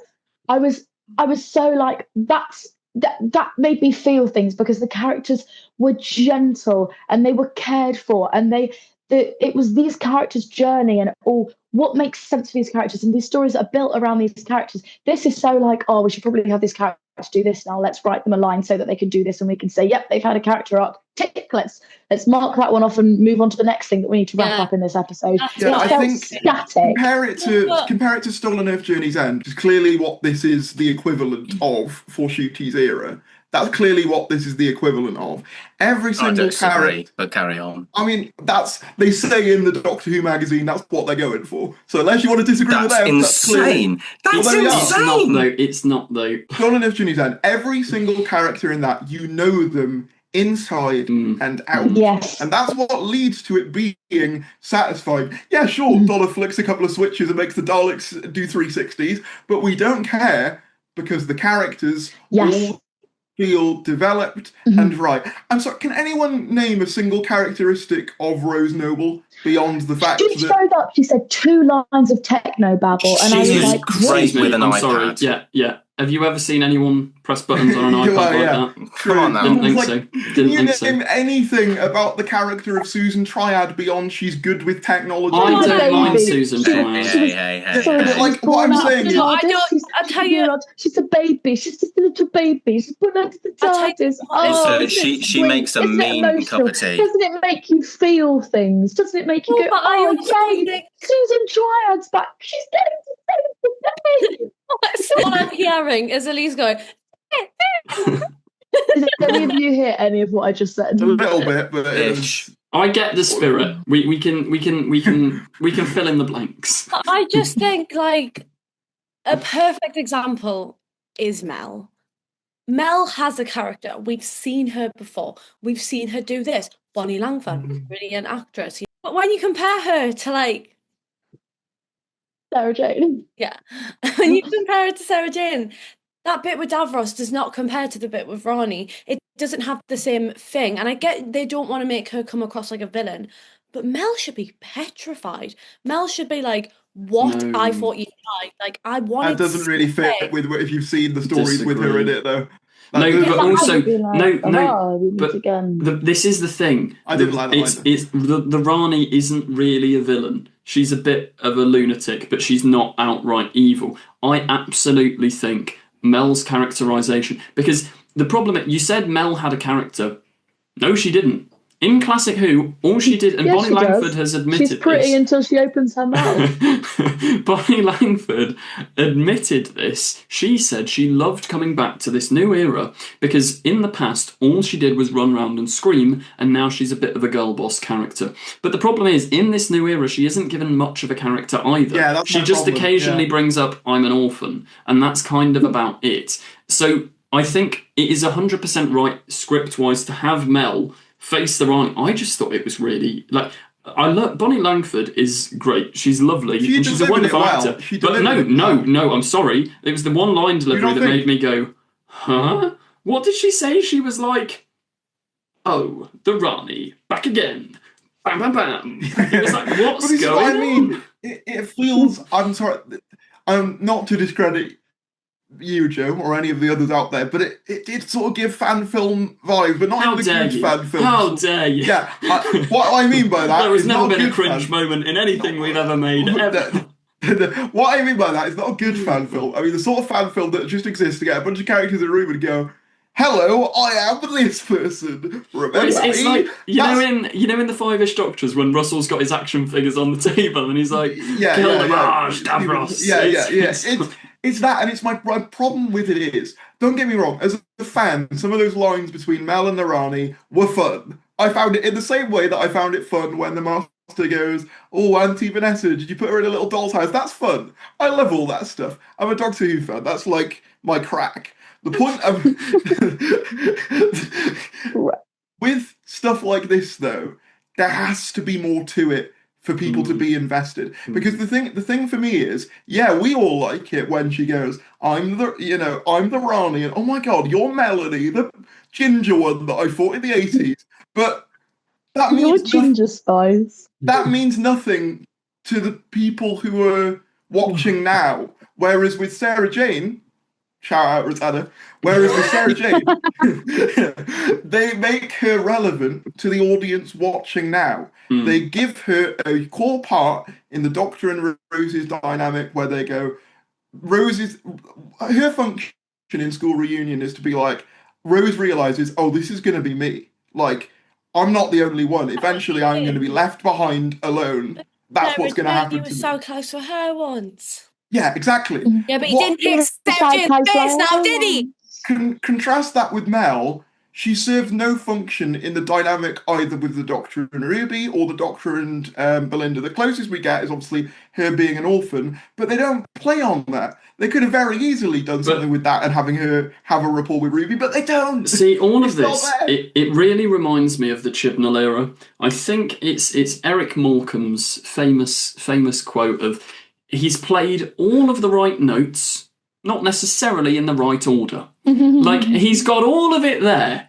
Mel's character, all of it, the bare bones is good. It is very good. Having Mel back, like I was saying this, I was like, why is Mel here? Why is Mel here? It's clear he's been setting up Mel since the giggle, so that when the Rani comes in, we have an audience surrogate who can tell us about the Rani. But he just does it. Do that. But this is what I mean. All the pieces are there. You can, like the Chibnall era, you can see what they were going for. The Ryan, Graham, and Yaz's motivation for joining the TARDIS is some of the best companion motivation in the show, but they don't really deal with it properly. So it ends up feeling underbaked. Elise, you're waving around. Speak your truth. Sorry, I just wanted to expand on that metaphor of he's played all the right notes, but not necessarily in the right order, to kind of really hone it in. It feels like he's gone, oh, I really like a G sharp. A G sharp is brilliant, isn't it? And he's written a really long piano piece in a different key, and then there's just a G sharp in the middle of it. And you go, where did that come from? Oh, what is he doing? And he's gone, hey guys, isn't the G sharp brilliant? Doesn't everybody love a G sharp? I know we're in the key of B flat minor, but right now we're going to play a G sharp. I don't actually know if the music fans are going to love this section of the I don't think they are. Shout out to Maestro. Yeah, shout out. No. I think that's the thing. I expected. No, you go on. I'll shut up. You need to be louder though. This is a fiery debate. Like you've got to. And all the people that defend me when Faris used to interrupt me, can you start? We're not making this a fucking thing. It's all Faris' fault. It's always Faris. Fight for me, Sims. Defend Rosanna. Elise Simp Army. I'm gonna stop. I'm gonna start sharing these videos more so the Tharies lot come in. I've had enough. They exist. I'll have you know, Tharies is a key cast member of Doctor Who Episode 7 Wishful. Yeah, I am actually. To be fair, you were in one of the very good episodes, but to me, it was just disappointing, and I can't talk it more. But this is what I don't get. It's like this This is at the level of where the show has been for the last 2 years. The show has had good episodes, but even the good episodes had no teeth. Like, there was no sharp points. Like, we were all talking about how well Belinda was characterized as the one who wants to get home. Lux was a great episode, but within 5 minutes, she was okay with being on an adventure with this person she doesn't really know. This episode should not surprise anyone. It was the conclusion of the show they have been making. So I don't know what show you've all been watching, because this is what you've been watching. So what you want is to lower our expectations. I want you to stop acting shocked. This is the problem. I want the show to be better, and you've all been calling me an idiot for the last. You've all been calling me an idiot for the last 7 weeks. Whenever I complain, I can see why they broke up. The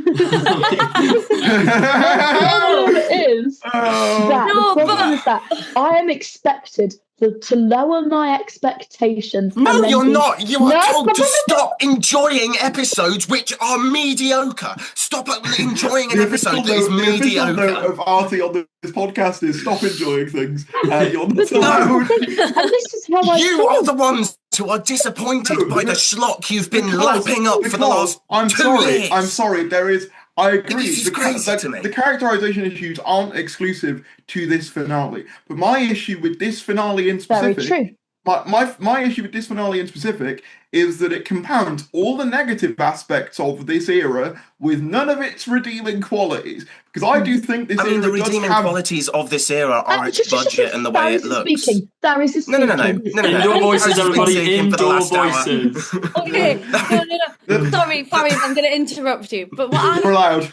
Finally, it's my turn.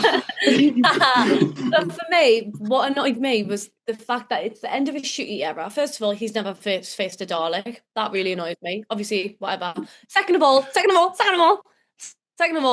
there's so many little plot things I can think of that have just never came, and I don't know if they're gonna come. Maybe I'm just over in my head Hoovian, or maybe I don't know, because what happened to the free nerd? What happened to the woman with the ring? What happened to so many things?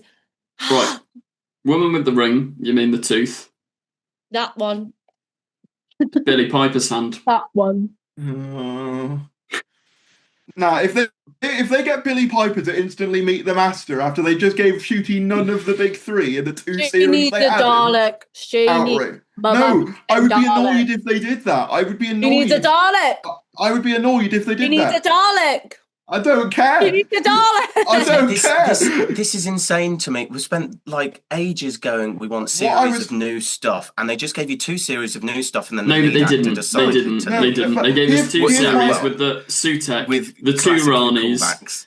Oh my god. Here's my thing though. The stuff I liked in this era the most was the stuff when it was doing its own thing. The best parts of this era have been, in my opinion, obviously you're free to disagree, Lux, 73 yards. Obviously, I know that's a bit more divided. Okay, maybe not. I like 73 yards. Story, well, Lux. I know you don't like Story of the Engine. Lux, Dot and Bubble I really like. I think Dot and Bubble's really good. Really like interesting new concept. Black Mirror-esque. I'm trying to think of ones that people aren't going to bite my head off for saying are good. Lucky Day, I thought was really good. A bit of a kind of, kind of political thriller type episode. Lucky Day was the level of this episode. Zip it. No, we'll not zip it. Lucky Day was the level of this episode. No, it wasn't. Everything Lucky Day did had the writing quality of this episode. Everything it did had the lack of subtlety, the weird changes in character, and the zero teeth of this episode. The one thing I will say, the one thing I will say is Russell was never subtle. Let's be clear. Russell was never subtle. You can call Russell T Davies many things. Subtle, I wouldn't say, is necessarily one of them. I don't think the issue with the messaging of this era is that it's not subtle, because it never really was the first time around. They have farting politicians in like episode 4 of series 1, and they go, "Oh my god, you've crashed a flying aircraft into a big public landmark. Oh, I'm sure they'll fall for this excuse for invasion. They did last time. It was never exactly subtle the first time round." Do you see that, George Bush? This is even less. Yeah, exactly. No, I don't think it is any less subtle. I think but it is. It's like it's the difference between. I think you pick up on it more. Order. I think you pick up on it more now because you're older. I think let me explain. It's the difference between Faris. Zip it, Faris. Look, it's the difference between the doctor is feeling lonely. How, like, in the previous era, he's covered in rain, standing in a wide shot of the TARDIS. That is not subtle, but it is more subtle than what would happen in this era, where the Doctor would just stand alone and go, "I'm so alone. There's no one else here." They would just say it. I've kept bringing up this point, but we've never properly explored it. Can we unpack? I really, and it's why I'm not too sad that it's his send-off. I love what they do with the 15th Doctor, and having 13 back, sure, it doesn't quite make sense, but that moment really sold it for me when he says to her, "I love you," and she's like, "We don't say things like that." And he's like, "That's why you got me." That sums up. She should have said, "I would tell you I love you, but I'm feeling a bit awkward, so I'm just going to go over to the console, pretend to do something, and then walk away." I thought when they had that conversation, I was hoping, we're going to have some kind of conclusion to that. Instead, we got, "Maybe I should tell Yas that." No, that was good. That was good. That was good. I like that. That is exactly the lack of, like, saying that outright. Yeah. If the Doctor had just sort of looked a bit put off, but it wouldn't have been subtle, but would have been more than going, "I need to learn a lesson from this conversation. It's a shame I won't remember it." Like, No, I like it. I'm with you now. I don't agree. No, I think that, I mean, as well, you've got to bear in mind that, like, a lot of people won't have watched Jodie's era, so, like, you kind of have to have a little bit of context there. Otherwise, the people who haven't watched Jodie's era won't give a crap about that line anyway. No, but I also think, though, like, sorry to sound like Thary's bashing the Chibnall era here, but Jodie was written exactly like Jodie. Like, that, if this was the Chibnall era, that would 100% be a line said by her. And I think that fits the character. But if you bring back a Doctor, you've got to write them as their Doctor. And to be fair, they can be written as their Doctor without being... Russell, I don't know. I think for the most part, they do kind of... they do tone her down a bit, but it's still the same character. Yeah. That's what I liked about it. I did really like her for the record. I thought she was lovely. I think they did turn Rosanna, down just shout. I don't want to. I'm so tired. So now say. Okay. Russell can so start speaking now. Yeah, thank you. Russell can write other Doctors better, sometimes a little bit better than his own. A perfect example is Matt Smith in the Sarah Jane episode. Sorry to bring her up again. That was fun. And another point that I just want to talk about, but how cute is baby Poppy? And also Millie Gibson actually had some character development, and her whole scene with Conrad, I thoroughly enjoyed that. Well done, hun. You should. Yeah, I think Millie was served the best of the regulars, I thought. Yeah. But that's because this is the thing. This finale is so clearly written to be the culmination of the Doctor and Ruby's characters. Like, Ruby was the mum. In Space Babies, it will never escape me that Poppy says, "Are you my mummy and daddy?" And the Doctor says, "I wish we were." That was setting up Wish World. Poppy's whole arc, Ruby's whole arc, go back to episode 1 of the finale, Wish World. Like, Belinda gets the first half of the arc. Belinda gets the realization, the waking up from the dream, the running into the forest, the scream. Then Ruby gets the second half of, then she goes to find Shirley. That should all be one character's arc. That should be Ruby's story. And then we wouldn't have had Belinda shoved into a box for the entire thing. And Ruby's ending you know what, as though, well. Artie, that really gave me season 7 Shield.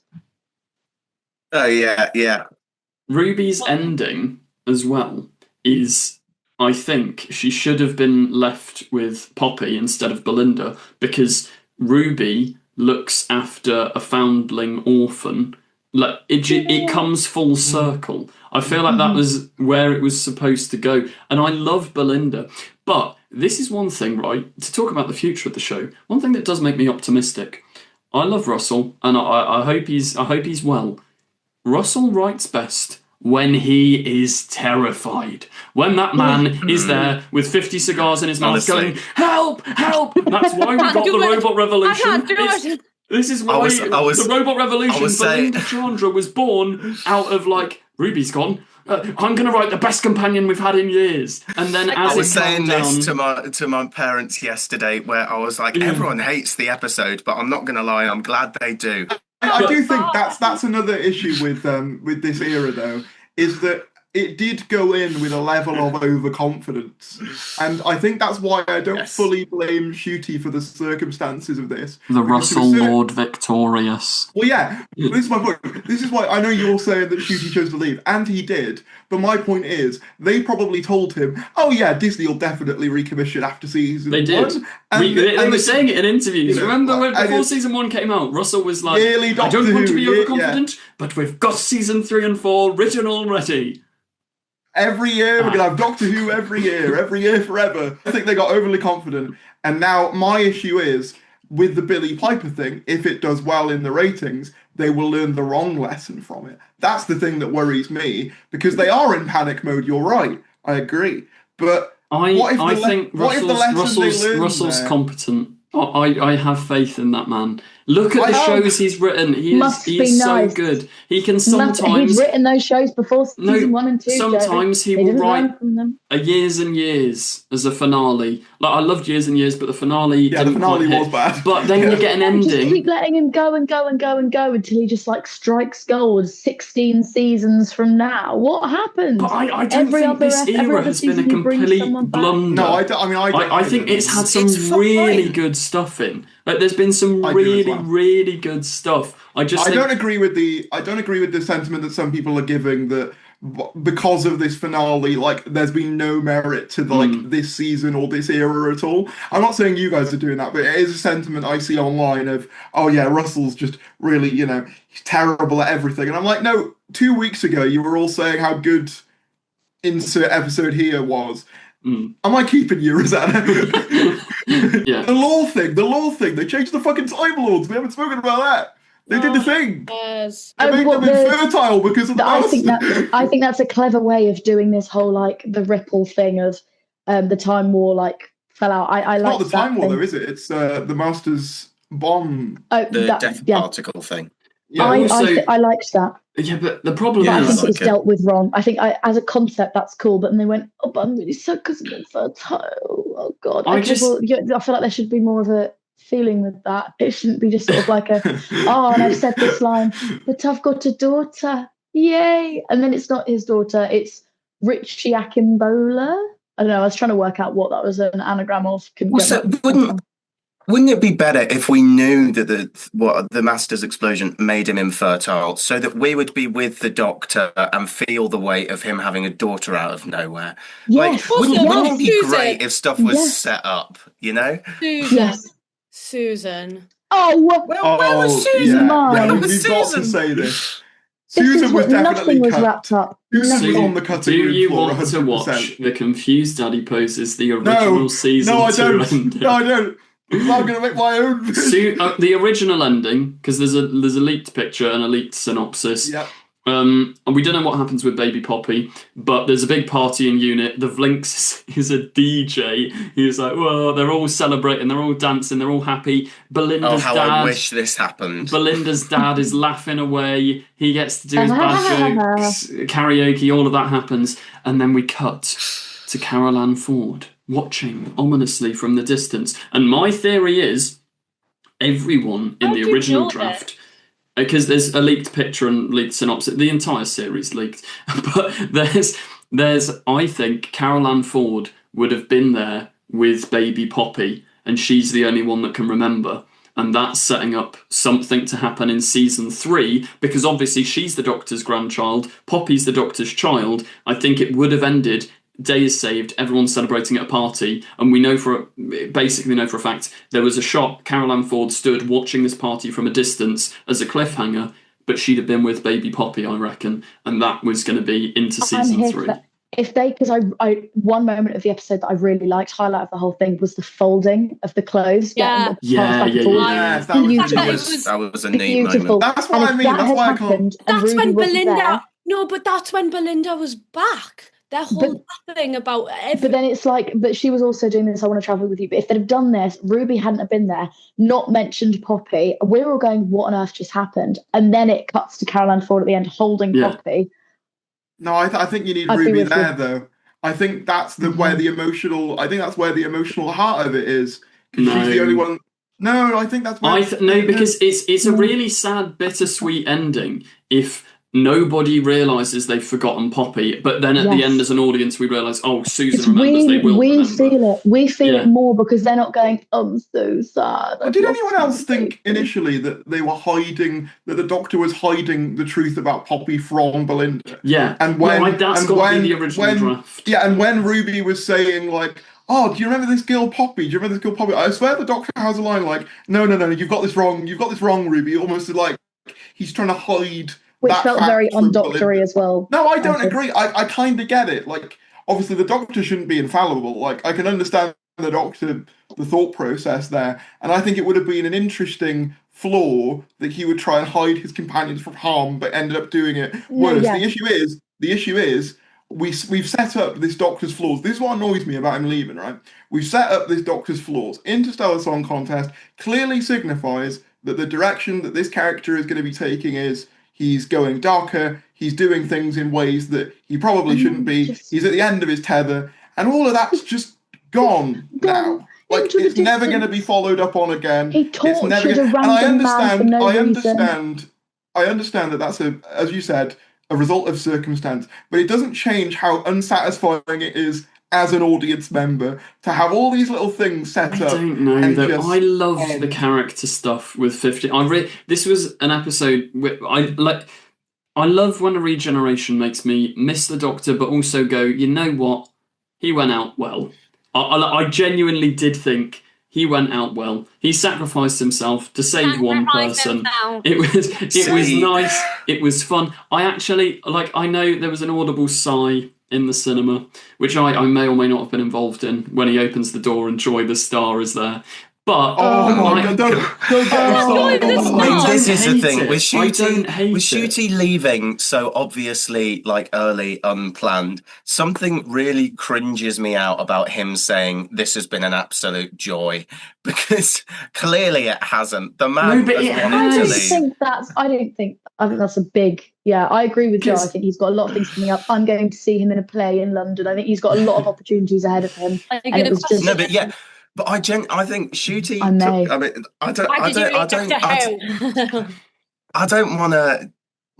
I think he's been good, but I think Shooty got everything he wanted out of being the Doctor when they announced him, and I think since then, Doctor Who has been a burden for Shooty. I think he did it for his career because he knew that he could bring something to it, and it's got a show with a lot of profile. But I think since he was announced, I think the show has been a burden to him. I think that is rude more than anything, Artie. I think that is rude. I understand that Doctor Who fans are a little bit, very much, some of them are kind of racist.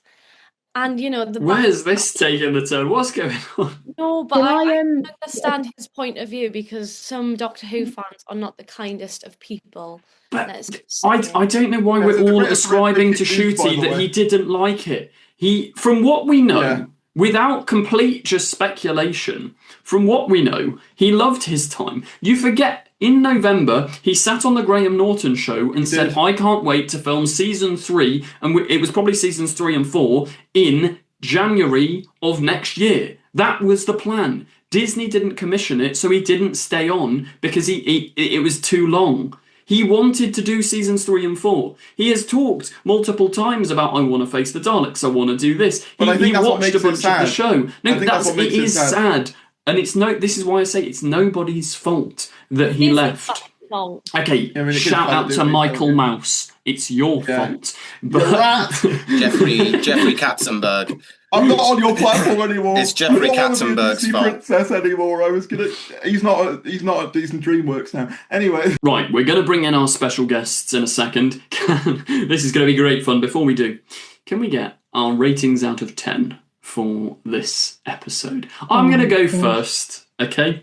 I genuinely thought, under the conditions, look, it's not the best episode of Doctor Who ever. I loved it a lot more than Empire of Death. It's not going to be remembered as the best. It sits in a similar place as Power of the Doctor for me, in that I can look at it, I can see some flaws, but I had an absolute blast watching it. An absolute joy, you could say. An absolute joy. Absolutely marvellous. The only downside is there was no companion called Petrol. I've been waiting for a companion to be called Petrol for many a year.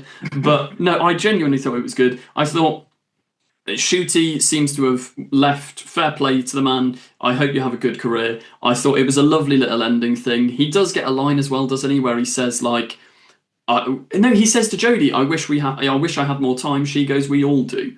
And I think it's true. Yeah. You can joke about it all you like, Shooty, whatever. If Disney had recommissioned, he'd have done another 2 seasons. Like, he wishes he had more time. We wish he had more time. It was difficult circumstances. The Power of the Doctor is the best comparison. COVID was happening. There were production changes left, right, and centre. It was a stressful environment. But was I entertained? Yes. Were a general audience, I think, from what I've seen, entertained? Non-Doctor Who fans? Yes. Was Omega underbaked? No, because for some reason they forgot to include him in this episode and just included in denial, man. some other form of Omega. You're going through the 5 stages of grief in real time. I also want to give a shout out to the 2 Ronnies joke. Absolutely fantastic, and that's a good night from me. So good. 10 out of 10. I loved as well. There was you all slag off the writing. I loved the writing of this episode. There were so many fun jokes when the Doctor gets on the Green Goblin glider and Shirley's just like, "Shut up and go." And he's just smiling away. I love Shirley. Love that. Characteristics. Love that. I also love it when the Rani calls him, "You ridiculous little pompadour." Yeah, that was good. That was good. There's so many good. And another highlight when Jodie comes in and she's like, "Oh, I thought it would be David Tennant. He's always showing up." That was great. That was great. Yeah. I do think it's genuinely a solid finale for the 15th Doctor. I can see the issues. Billy Piper. We will have to wait and see. I'm not going to include that as part of my episode review because I feel like that's a stunt casting, which is, I know it's linked, but that's a whole other conversation. The episode itself, I will give a 7 out of 10. Possibly a 7.5 to an 8. It was fun. It is an episode I will sit and I will rewatch multiple times. And the fact that Omega's name is dropped, Omega's a character of importance, but he's not in the episode, is quite nice. It was nice to hear his name dropped. And I can't wait for his eventual return. He's here with me now. You're fully disassociating from He's going to come back. One day he shall come back. And that day will be absolutely marvellous. Now, Tharies, can we get your rating out of 10? Okay, I'm not going to be as nice as you. I agree that Power of the Doctor is an apt comparison, but you're about to hear something from me I never thought you'd hear. I preferred Power of the Doctor. That, to me, Mic drop moment. I know.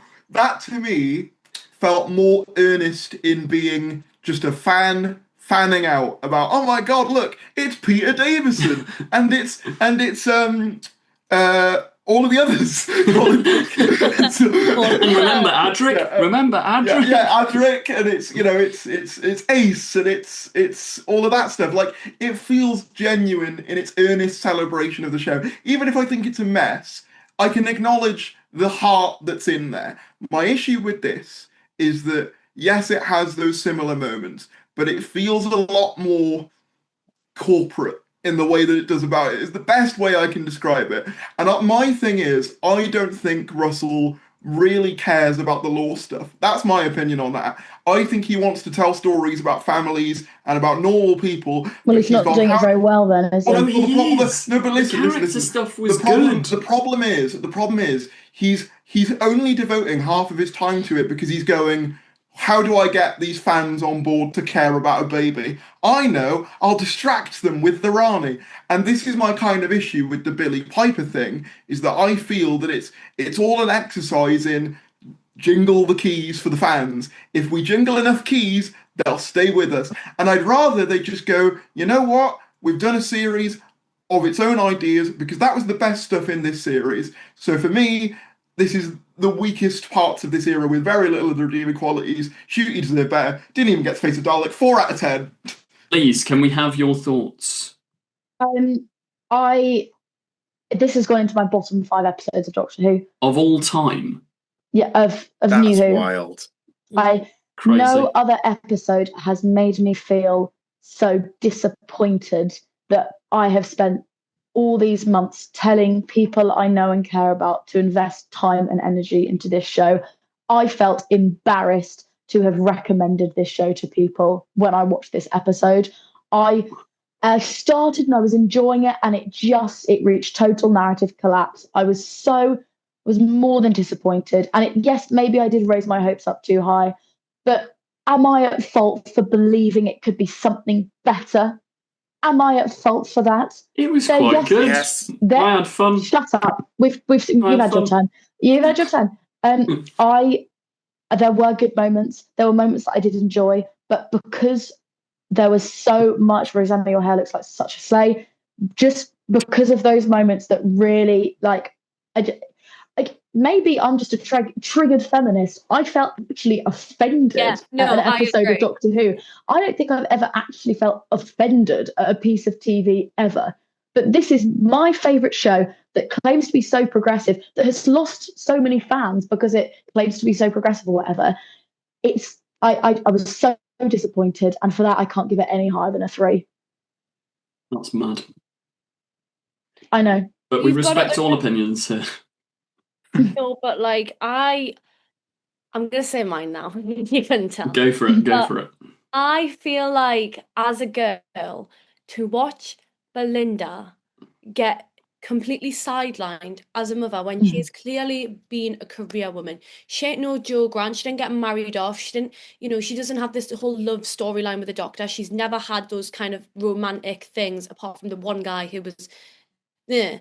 And the fact that they just kind of forced her to be a mother is just, it's so random. It's not even like Ruby. Ruby would make sense because she's got that child, she's got that family orientation. While as Belinda just talks about her mom and her gran. She's like, yeah, me mom, me nan, they're Ari, you know what I mean? But I just don't understand how they can force her to just be a mom. And yes, she might be a happy mom, but it just defeats the point. And I'm just. It almost felt like propaganda at points. I was like, "What am I watching?" Like, oh, the British birth rate's on decline. Yeah, let's. Mummy Pig's had a baby, so will Belinda. But no, just really quickly on that point, because there is so being a woman in a wider sense, but being a female Doctor Who fan, particularly watching classic Who, but even at moments in modern Who, there are a lot of things that you just have to accept because it's of the time. And there's a lot of things that you have to go, it does make me feel, not necessarily happy, or, I don't enjoy it. And I do feel, demeaned or something, but you just accept it because it's of the time. And you go, yeah, oh, it's a bit silly. And it's made me feel a bit like this isn't a place for me, or this isn't a show that really is catering to me, but that's fine. To have something released like that today, after it claims to be progressive, after it claims to be woke, after it's done all these wonderful things where it's literally set up a character like Belinda that, goes against that whole he just goes near any blonde Earth girl that's 19, that goes against that stereotype, and was a very, she was a career woman. We've never had a proper career woman in Doctor Who before. We've had plenty of really interesting female characters, and we've had plenty of characters that I think get incredible female representation, but we've never had a proper career-driven woman before, but not that I can think of on the top of my head as a companion. So to have that be completely flipped upside down, her personality sucked out from her, and have her sit in a box for half the episode holding a baby, only cared about this baby. Obviously, if there's a baby, you should care about it, but it was a writing decision. It was chosen to happen. Elise doesn't care about babies, confirmed. It was just, it was one of those things where I was like, is this show even trying to cater to me anymore as a fan and also as a woman? They're not. And I feel the exact same way, so I'm giving it 4. 4. I think The Mel on the motorbike in the lift is really funny in my head. So we can move on to Artie, and he's going to agree with all of our points, but give it a 10 because before Artie, though, I do just want to say, like, not that the production team or anything are watching, but I think the amount of vitriol and like anger that's being aimed at them, I hear exactly what you're saying, but I don't think it's intentional. Like you compared it to like Mummy Pig having the baby because of whatever. Like I hear what you're saying, and it is valid to like feel that way, but I can't help but feel like this is solely a product of quick rewrites and not thinking it through properly, rather than it being a deliberate, like it's like propaganda as well. I don't feel like I don't think that was a No, I know, but I want to make it clear that but as a girl, to be like this career girl has just turned into like a mom, and there's nothing wrong with being a mom, but she was never interested in being a mom. But because also, a show that's very vocal about its progression, I'm not sure ignorance is a good excuse.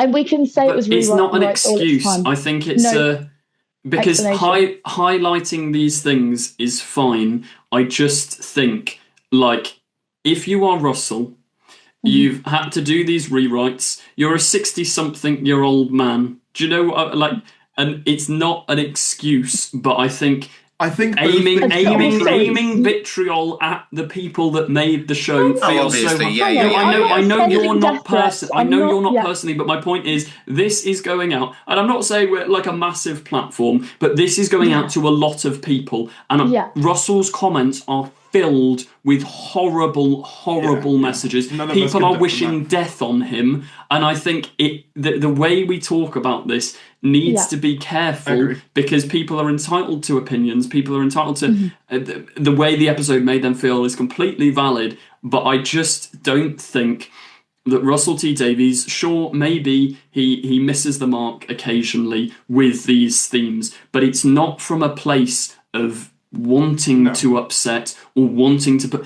Russell is not for Conrad's world. Do you know what I mean? No, like that's not what the intent was. I don't believe he is, but just talking about the fact of that, the venomous comments aimed at him on things, or that kind of furiosity aimed at him, that is something that a lot of women go through when they step outside of the norm. I've experienced it.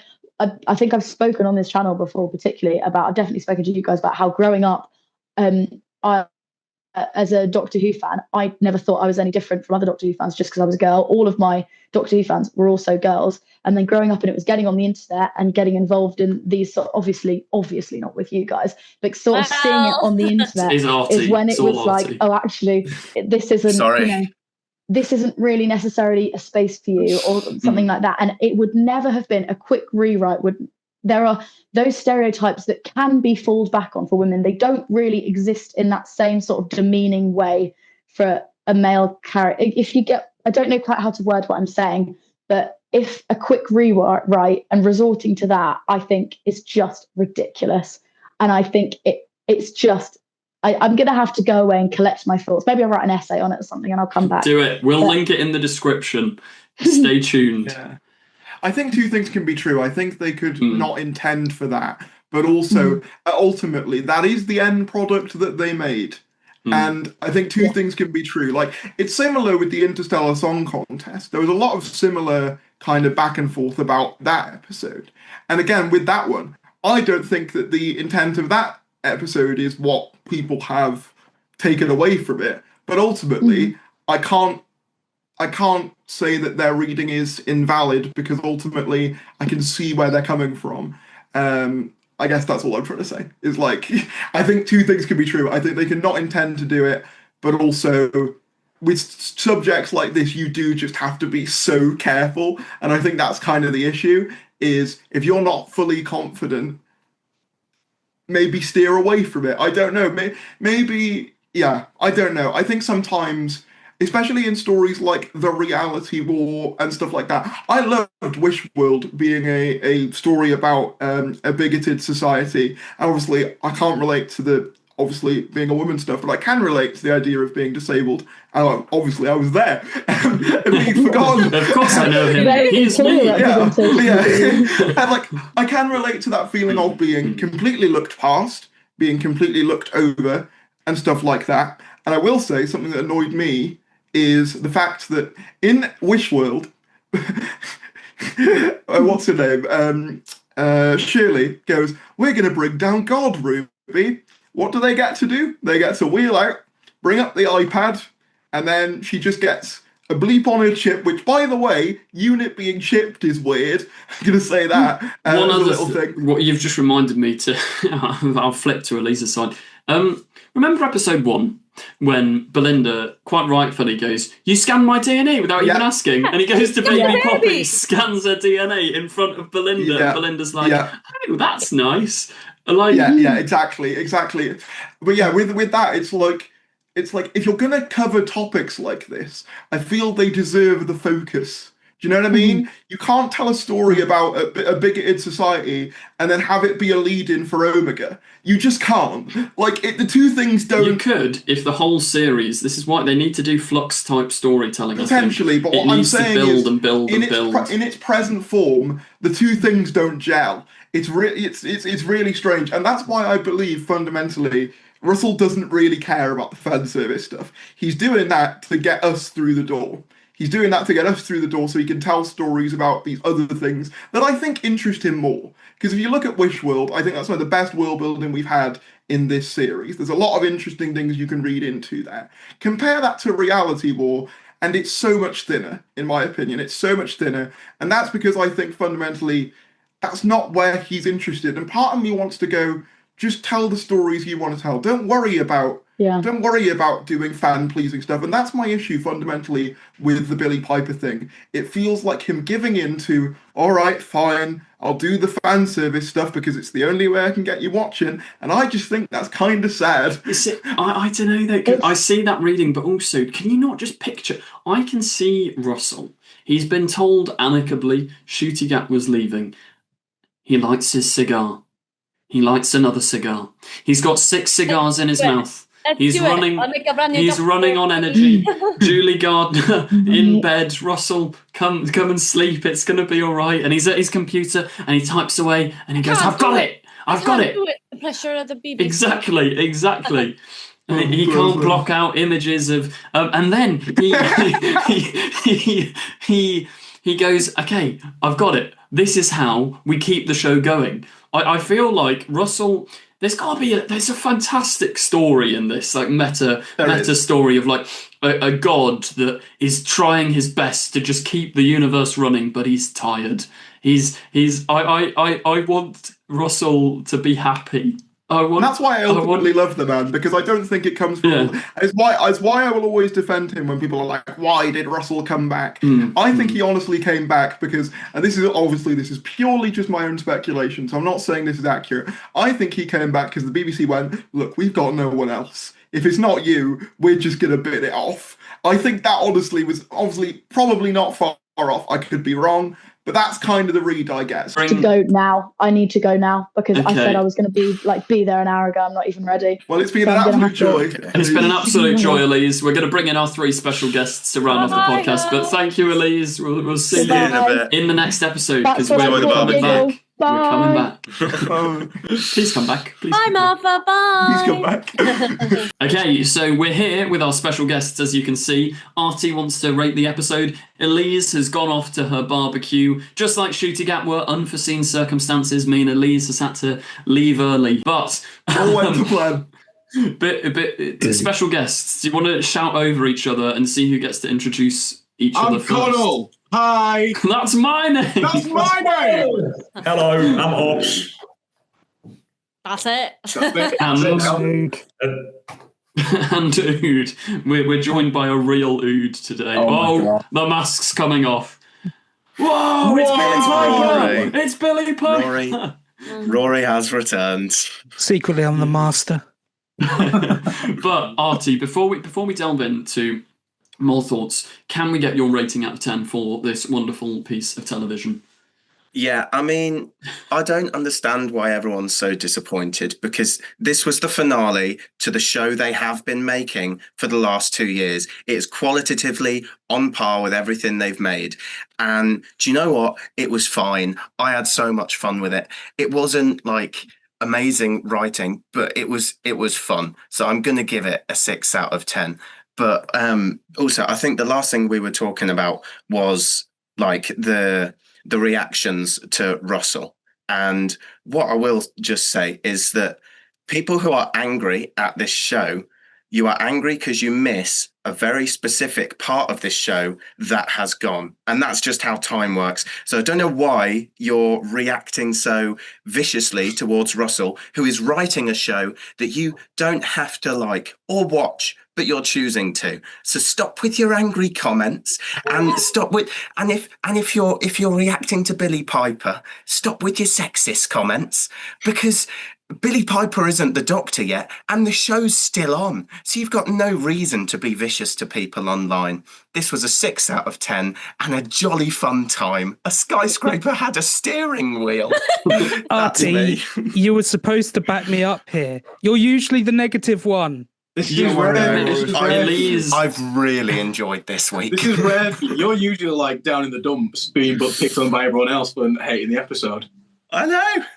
I fear I've taken Artie's role here. It was great. I think. Yeah, go on. Right, we'll hear from Osh. Do you want to give your mega review first?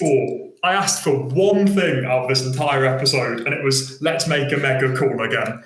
And they absolutely demolished his character within a minute. It was the worst thing I've seen.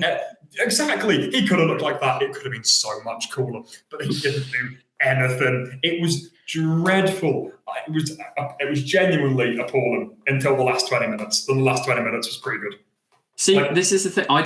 Do you agree that I thought the character stuff at the end was actually a really nice send-off for shooting? Yeah. Like, I really liked it. I get people have a complaint, and I don't know if it's been mentioned obviously already, but people have a complaint that they made Belinda sort of like a bit of a reductionist character, just making her like, oh, it's a mother that wants to be a mother. And that was... For context, quickly, before you guys joined, there was an absolute... Elise had like a 10-minute rant about this, but carry on. I want to hear more. I think that's a fair complaint, but at the same time, I think it was written in the last 20 minutes, obviously not the part where they just write her out the episode, even though she's the main companion. In the last 20 minutes, I did think it was written pretty well, and I enjoyed that. But anything before that last 20 minutes was dreadful. It was stupid. It didn't make much sense half the time. And there was no real character work or dialogue being had. It was all just exposition and here's this and here's my least favourite part. But there was a skyscraper with a steering wheel. The worst part in the entire episode comes just before that, which is when the Rani, for some reason, teleports into Unit HQ and is absolutely fine. And then her and Mel have this like dialogue, which is just 5 minutes of, hey, if you didn't know this because you haven't watched Classic Who, here's all this you should know. And then they're not mean to the Rani. They're just like, oh, the Rani's there. That's cool. Like, no, she's evil. Let her be. It was weird. It was a weird decision. Speak your truth, King. Speak your truth. Yeah. We'll come to Rory in a second because from what I've heard, Rory's going to have a similar take to Artie. But Connell, are you going to help me on my quest to convince the world that this episode is actually quite fun? I'll give Osh credit with the fact that the only thing stopping Omega from escaping was the fact he couldn't fit through the hole. I'll give them that. I don't know what the plan was there. But I feel like I'm in the minority. I really liked it. I thought it wasn't good, but it was fun, and it was not so great. much fun. It was so much fun. It was.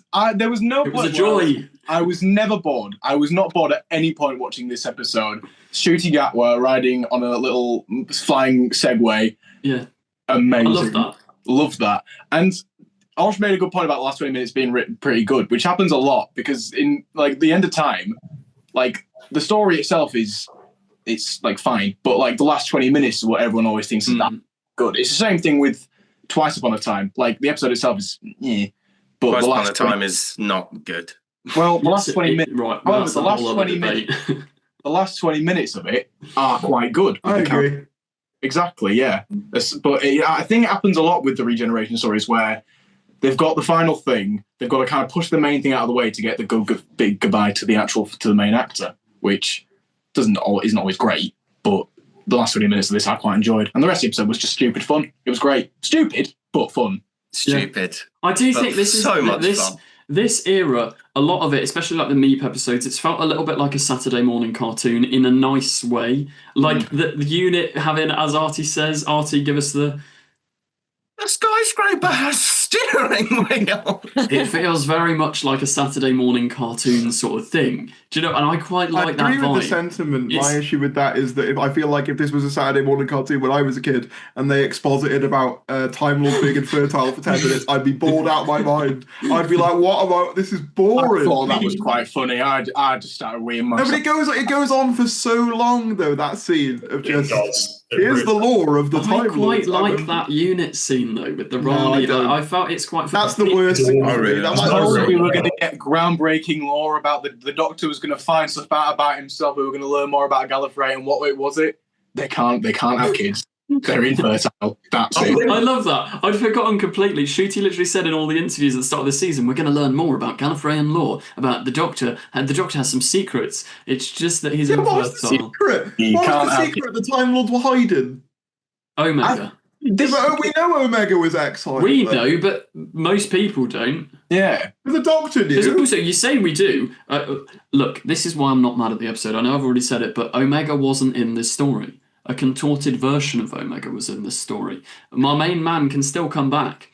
You are coping. Copium. He was not in this story. The contorted idea of him was in this story. But, Rory, what's the story? Fucking sucked. I hated it. Today. I hated it, and I'm sorry to bring the mood down, but it's... It was already at rock bottom, don't worry. The mood's been very low for the last 3 hours. Yes, I can conceive. It was fun. Steering wheel. So much fun. In the skyscraper. I get it. No, you're not saying that with enough gusto. You can't just go steering wheel, right, skyscraper. Take it away. A skyscraper had a steering wheel. The skyscraper had a steering wheel. Thank you. Yeah, no, that was a fun set piece. And there was some nice moments. It looked great, but So I really had a problem with the direction of the episode, especially in the unit tower, because you have so many people in that tower stood off to one side, and it's like, okay, you get a line in a minute, you can step forward, say your line. And it's like, there are too many characters in this episode. Why do finales keep doing that? And I don't care about most of the unit family, if I'm being honest, because they haven't done anything. The Vlinks. What is the Vlinks? Why is he here? I feel bad for Rose Noble. I feel so bad for Rose Noble. All she does is just stand there now. She pushes buttons on an iPad, and she pushes buttons on an iPad. What do you mean she just stands there now? That is all she at least had something to do in the Starbeast. She had a little thing going. No, she stood there. She had more than 5 behind a control panel. She had more than 5 She had lines. more to do with the Star. After the Starbeast, they did not know what to do with her. After that one episode, she's just been there. Unfortunately, I don't think they ever really knew what to do with her, because even in the Starbeast, there were a lot of scenes that were about her, but there were no scenes that were actually, where she's the focal point. I liked the scenes, I guess, of her with the stuffed animals and that, but it's probably not enough for a character that you're going to be seeing multiple times, across an era. Are you enjoying your Pringles, Rizzo? Can you hear it? No, don't worry. No, but we can see it. No, but Osh, your mic cut out, but you were going to say something. I was going to say the other bad thing about the direction of the episodes being bad is it makes the big bads and all the monsters feel so much less than they actually should be. The one example that I can really remember, because obviously if you watched it in cinema, you saw both episodes, and it stuck out to me both times I've seen it now. At the start of episode 1, where the Rani goes and takes that child from the house, It's when terrible. the dad is like screaming to his kids to be like, kids, get out. The kids just have no reaction. The kids don't move. It cuts back to the dad, and the dad just doesn't care anymore. Is this the second time in one of Joe's streams that we've bullied children for their acting ability? But it's Yes, not, and it's we'll not do just it the again. kids. It's all of unit. It's the doctor. It's all the doctor's companions. When something genuinely scary is happening in front of them, even when the Rani got eaten by Omega, the doctor didn't give a shit.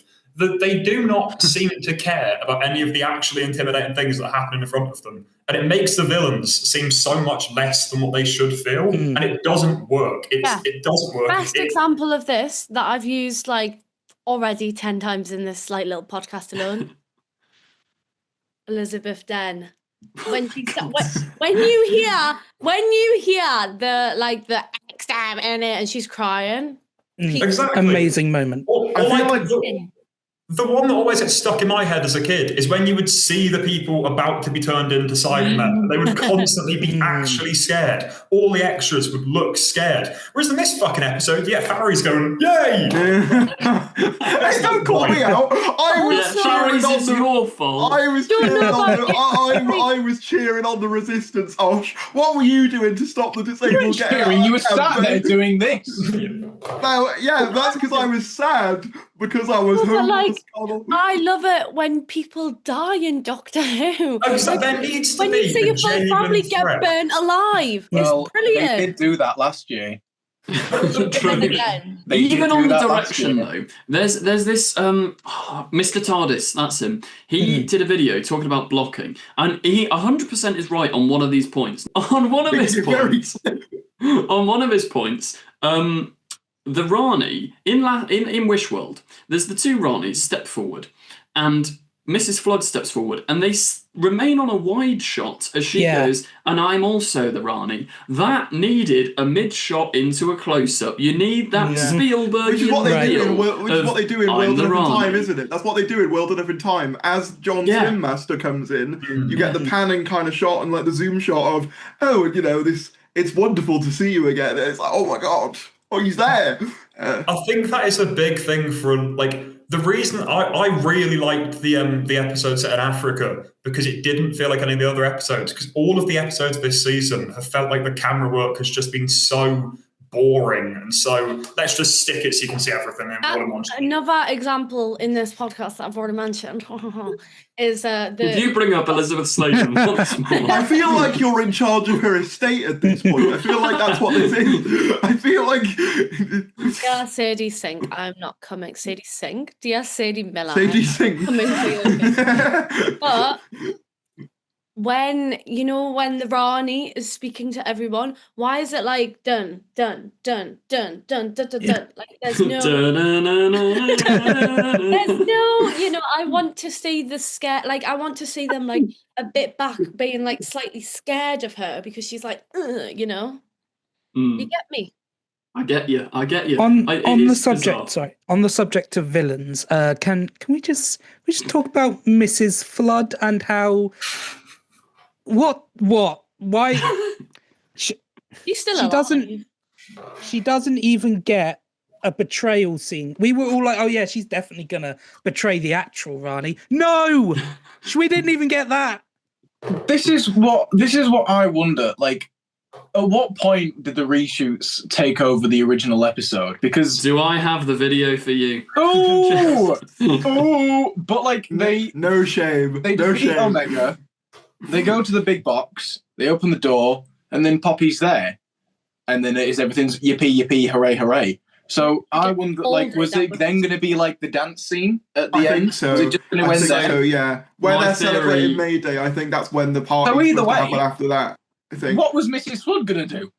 I think Mrs. Flood, there was no reshoots for Mrs. Flood. I think the plan is to bring her back at some point because she teleports away. I don't think we've seen the last of her, but that doesn't stop it from being a bit underwhelming. They didn't even have a plan for Mrs. Flood to begin with. I don't have any hope that they'd have a plan moving forward. Like, this is why I don't give a shit about the boss. I don't give a shit about whatever is going on with Billy Piper, because this is the third or fourth time in this era that we have been burned by mystery boxes or things that are going to really be important later and then just turn out to be a bit shit. The Rory crash out is crazy.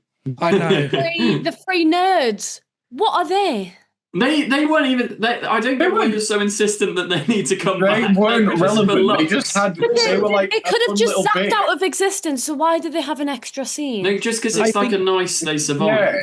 I think Well, if they I will- didn't show them in the credits, it would have been better and we wouldn't have expected anything else. But because they showed them, they felt the need to do another post-credit scene. It's like, I don't know. I thought that. I don't will- mind that. I like that. I think it's quite a Yeah. nice touch to say that they're still alive. Like Yeah. these fans didn't brutally die. They're still just out Wiped there out of having fun. existence. Wouldn't Yeah, it be funny if they, would it be funny if they did? Imagine if he brought like a bunch of Doctor Who fan inserts and then just murdered them. Like, I mean, he probably will next series after the way the fandom's treated him because of this finale. I think everyone's being a little bit too harsh with this. I can't lie.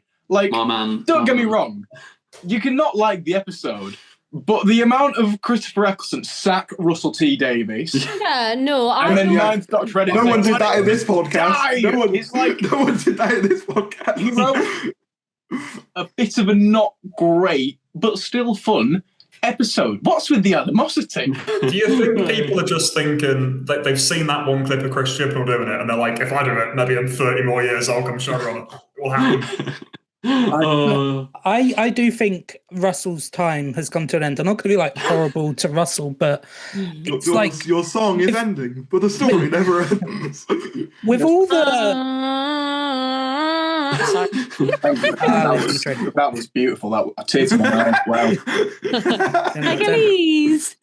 I think it is wild. It is wild to say that we should get rid of Russell T Davies. I mean, Series 1 to 4 are some of the best Doctor Who there has ever been. He has done. Yeah, but He has season done 1 the and 2 equivalent. are bad. Yeah, mate, you say that it's I'll say only it. 16 I'll episodes. make my It's like- analogy. If a dog has a limp, you shoot it. No, here's my analogy the again. fuck? I said this at the start of this podcast, and I stand by it. What we have experienced, Sorry, what we have experienced the optics is of that. the Russell Lord Victorious, okay? He got too confident. He wrote Space Babies, and this finale is Adelaide Brooke shooting herself. Russell has got to see the reaction of this and go, oh, an Ood's appeared in the distance, and he's gone, I've gone too far.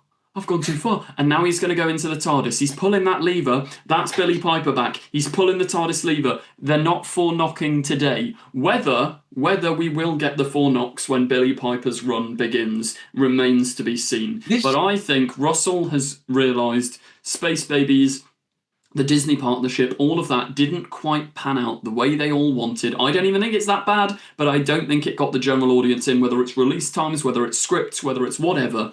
And I have faith that the man that wrote The Second Coming, Bob and Rose, It's a Sin, that man can write. And I Also, it's trust that only he been- can write again. It's only been 2 years of TV. It has not been that long at all. And That's not the that point. many episodes. And he has written a certifiably mid era so far. It is not that bad. Anyone saying it's awful, it is not that bad. It is so certifiably mid. It is not a work of art. That's the But point. everything we've seen has had some potential and just hasn't taken it far enough. There's been no ideas apart from maybe Belinda's ending. Like, there have been no ideas that have been certifiably shit. But that's the thing, Artie. We have been here for only 2 years, and already they've recast an old actor as the Doctor, Yep, and we're this is right my back exact where we point. started.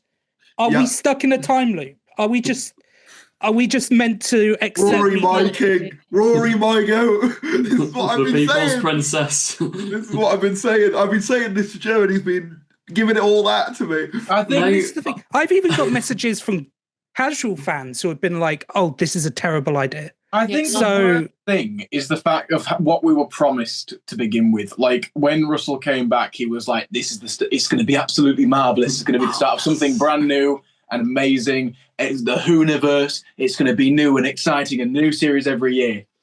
And it's not worked. And I think I think it's broken promises, which is what people are most angry about. You know, regardless of what happened with Ncuti Gatwa, you know. Great actor, but he's a busy man. He's got stuff to do. He can't wait around for contracts to be. Sorry, Artie, I'm annoying you. No, sorry, there was a fly. Oh, Or was it just swatting you away? Be gone.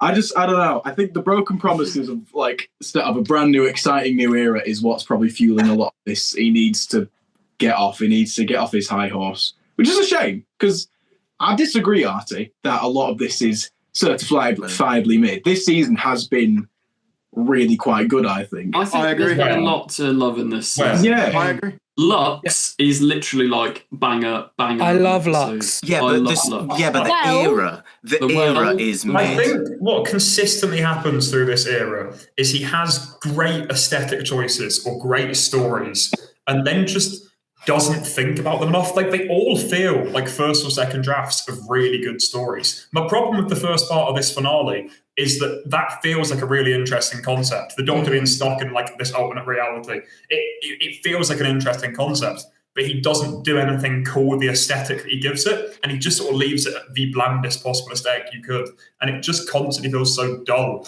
And I think one of the problems that makes this happen is the Disney Plus money. The Disney Plus money allows them to have these like massive sets and big visual effects budgets. I think that is when Doctor Who's at its worst. I think Doctor Who consistently looks and feels best when it's like steampunk. I saw someone describe it as the other day, but I don't know if that's right. It needs to feel a bit like grudgier and real. Yeah, though. no, I I think agree. That early 2000s Dirty. I like a dirty Doctor Who set. I like the hardest to look grim. It's like it needs to look like you could be in the places they are in. Like the early series 1 vibes. Like everything was grungy. Series 1 through to series 9.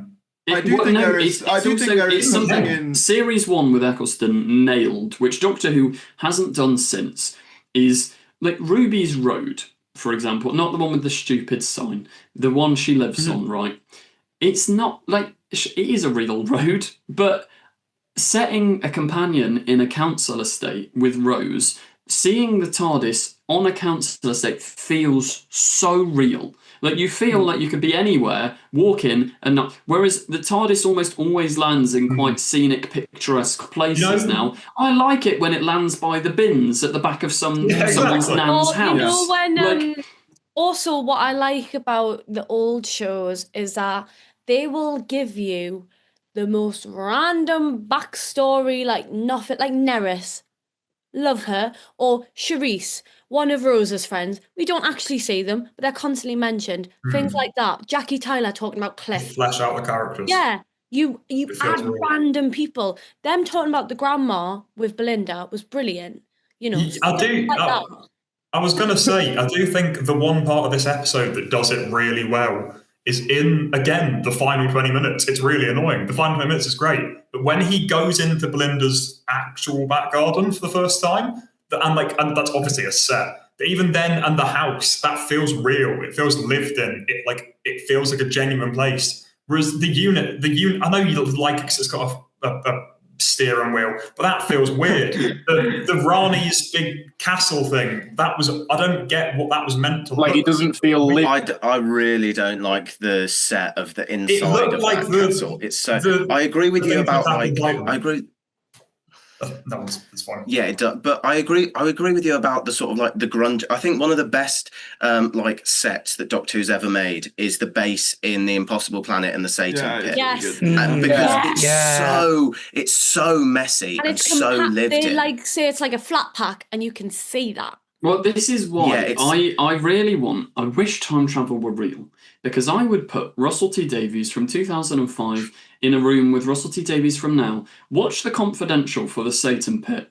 Like, sure, maybe it's sad that I kind of know it off by heart, but Russell is sat there going, the dance floor. He is sat there going, what I absolutely never allow is big white spaceships. It's got to be gritty. It's got to feel real. It's got to be lived in. Look at the TARDIS. Big gold spaceships. God. No white spaceships. I ban gold and white. They're sci-fi colours. This isn't sci-fi. This is real.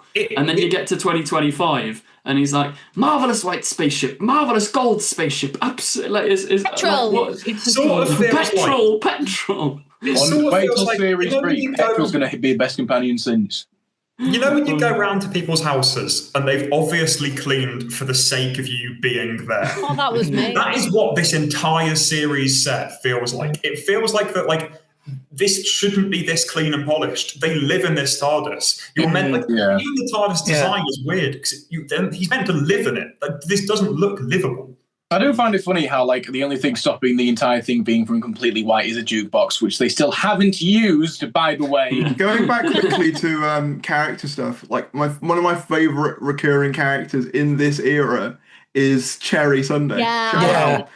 Cherry Sunday is one of the best things in this era, and she has so few lines, but she feels so real. And this is what I mean when I say that I don't think that Russell cares about the law stuff very much. I think that that's the stuff where he excels. I think, if I'm honest, that's the stuff he likes doing and wants to be doing with the show. It's what he did in RTD1. There's a reason why he did it like that. It's what he's good at. He is not. The problem is, he had the idea back in 2021. You can read the article. Doctor Who should be like Marvel. I want it to have all of this stuff. I want it to have a universe. And I agree with that in principle. I understand why you would want that for the show. And I admire the ambition. But I don't think that was ever where your strength was. Your strength was always in the little moments. I disagree. I think that. Well, actually, that's not true. I take it back. Wrong. His era. No. I take it back. The world building. No, I think his era was really interconnected. You had His early era was basically the blueprint for Marvel. The problem is they did the Hooniverse. Yeah. They did the Hooniverse when everyone had collectively gone, "Oh, I can't be bothered with Marvel anymore." Like, they spent so long planning it, they spent so long making it, that by the time we got the Hooniverse, the general consensus amongst lonely nerds was, I hate Marvel, Marvel's rubbish. And, like, it hit at the wrong time. The difference is, though, that era, that first era, they didn't go into it being like, marvelous, we're going to make a big franchise, and it's why early MCU works. Because they started one project at a time and built it up. That's the difference. That's not true. Connected, but not as well. The early Marvel is connected, but very loose. Early Marvel is connected, but you can kind of tell that the films are the priority first. As in, like, the first Iron Man, the priority of the first Iron Man isn't, oh, look, Nick Fury's at the end. The priority of the first Iron Man is to make a good Iron Man film. Similarly, with RTD1, the priority of Series 1 isn't to go, oh, I wonder what this Torchwood is all about. Oh, the priority of Series 1 is make a good series of Doctor Who, and then we can build the stuff out. The problem this is why I think season 3, or if they reboot it again, is going to be good. Because as I said earlier, like, I wish the best for Russell, but when that man is under pressure, when he is under pressure, he writes bangers. Season 1. Like, series 4 of Doctor Who with Donna and the Doctor, it's really good. But if we're talking just like I don't know how to describe it, but series 1, I love series 10 as well. Series 1 is the best written single series of television almost ever. It is so perfect. Sure, the long game's a bit mid, but we can look past that. Yeah, every episode is really nice. There you go. See, and Simon Pegg's there. We all love Gary King, but it's episode after episode after episode after episode of banger, banger, banger, because they thought this is our one shot to make Doctor Who. That's the difference. What's that? They went in with like that. And what's that like famous video of John Barrowman and Dave? What, the Ballad of Russell and Jude? Yeah. Where it's Russell just having a meltdown every few BBC. Yeah, exactly. Yeah. That's what I mean, and it's when you read the writer's tale as well. Like, I don't want Russell to be in that mindset again, because it was clearly not healthy. He was smoking like 50 cigarettes a day, stressed out of his mind, going for walks along Cardiff Bay at night. He gave everything to Doctor Who, and There's a reason the stereotype of an artist is tortured. It's difficult to like. I kind of think this is why there's been a bit of a step up in quality from the first season. Like, with like the whole thing about Millie Gibson, regardless if that's true or not, her leaving, like, then he was like, oh God, oh no, what do I do now? Shit. Well, this is Belinda. This is why Belinda's so good. Yeah. Because I think he wrote her under pressure. And I don't want Russell to constantly be under pressure, but like, do you know what pressure I mean? makes diamonds. Yeah, there you go. Yeah, because it's the George Lucas effect. When he did the prequels, everyone trusted him. He could literally do anything. He had unlimited money, and you get Jar Jar Binks. Whereas when he was doing the originals, he was like, oh, we've got limited resources. And I almost think if Disney do pull out and the BBC has a lower budget, Russell will have to think more creatively because, and there's a really interesting quote from Stephen Moffat where he says, if you ever do a rewrite, you've got to make sure that the rewrite is 10 times better than the original, otherwise you've ruined it. And I think that is very true. Like if there's production troubles and you've got to rewrite it, make it better. And I think that's possibly where the series will go. And I don't even mind this era. Like I'm not. It's not my favourite Doctor Who ever, but I think there's been quite a few bangers. There's been good stuff. It's enjoyable telly. It's an entertainment show, and I am entertained. I think I have a higher opinion of the era than some, but honestly, I still think I would put like the Chibnall era above it. I'd even put the Moffat era above it, and I have a lot of qualms with the Moffat era. Darius going to throw hands. Chibnall. I think you said even. Hang on. So you comfortably put Chibnall above this, and you even put Moffat above this. I put Chibnall above Moffat. In fairness, I'm a Chibnall defender. I'm sorry. Rory, give them the obviously I heard it in the video we recorded, but give them your tale of Doctor Who fandom from Series 9 to past the Jodie era. Yeah. So Series 9 is where I stop being like, I mean, I'm still very much watching Doctor Who, but it's where a lot of the enthusiasm has gone. I think at this point, my YouTube channel started moving to other things. I just wasn't enjoying the stories as much. You know, we get Heaven Sent, beautiful, and then we get Hell Bent, trash. And it's like, yeah, I'm just not into this as much. I like Series 10, but it still hadn't ignited that spark. Series 11 is what ignited the spark in me again. I don't think I would be here now. I wouldn't have a Dalek. I wouldn't have any of this if it wasn't for the Jodie era. Sorry, Artie's face is just... No, I think it's fair. No, it is. People give the Jodie era a lot of slack, but... No, it's funny. I actually went through a similar thing with the Capaldi era, actually. It's funny you say it. For me, Series 9 was kind of a point where I was like, I'm not sure whether I'm into... It was the moment where... you should have left. Imagine a world now. I know that people look back on it fondly now, but I hated as a kid that scene of him on the tank. I thought it wasn't that bit that bothered me. It was his face coming out of the screen. That was like that was rough. And also, I mean, just the way that it completely like rewrites the Daleks as a thing. The Jodie era reignited your Doctor Who fandom. Hello? Oh, shut the fuck up, Artie. I think that's crazy to me. I look back sympathetically on the Jodie. That's what you are. I look back sympathetically on the Jodie era. I think there's some bangers in there that got missed because the show as a whole went shit. Well, yeah, because overall it was bad, but there were some bangers in there that just got missed. So I look back just, warmly on that. But the idea that you watch Series 10 and you were like, I might not be into this show anymore. I watched Series 9. I watched Series 9 and thought that. I watched Series 10 and I did like it. It just wasn't.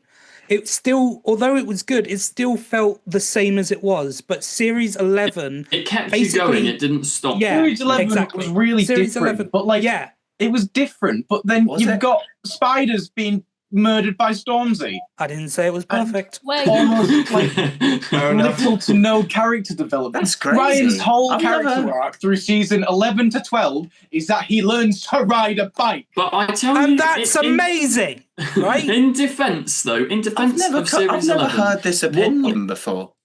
No, but this is what I mean. This is a lot of people, because... dot and bubble. We're all in our little bubbles because you speak to people with similar. There is a lot of people online, a lot of people who watch this channel that love the Jodie era, and that's completely valid. And I think I get that.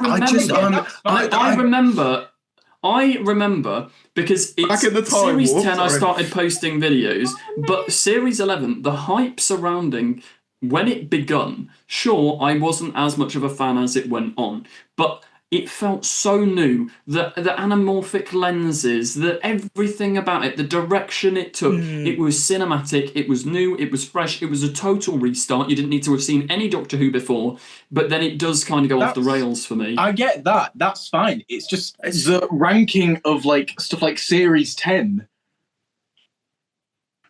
and then Series 11 it's like series 10 is one of the best seasons. Everyone's of the allowed show. opinions, Connell. Connell, everyone's allowed. Everyone's Connell, allowed. like an Conrad. opinion. It's just you're allowed an opinion. It's just that Sometimes one. opinions are wrong. This is what I've had to deal with, like everyone from my Doctor Who society, from just life in general. From my friend in America, he very much also does not get it, which is understandable. But like, no, It's this understandable, is just this is why from day one, when Russell was announced coming back, I didn't like it. I was not a fan, and it is the most bitter "I told you so" I have ever had to live with, because it's not new anymore. It's back to what it was, and.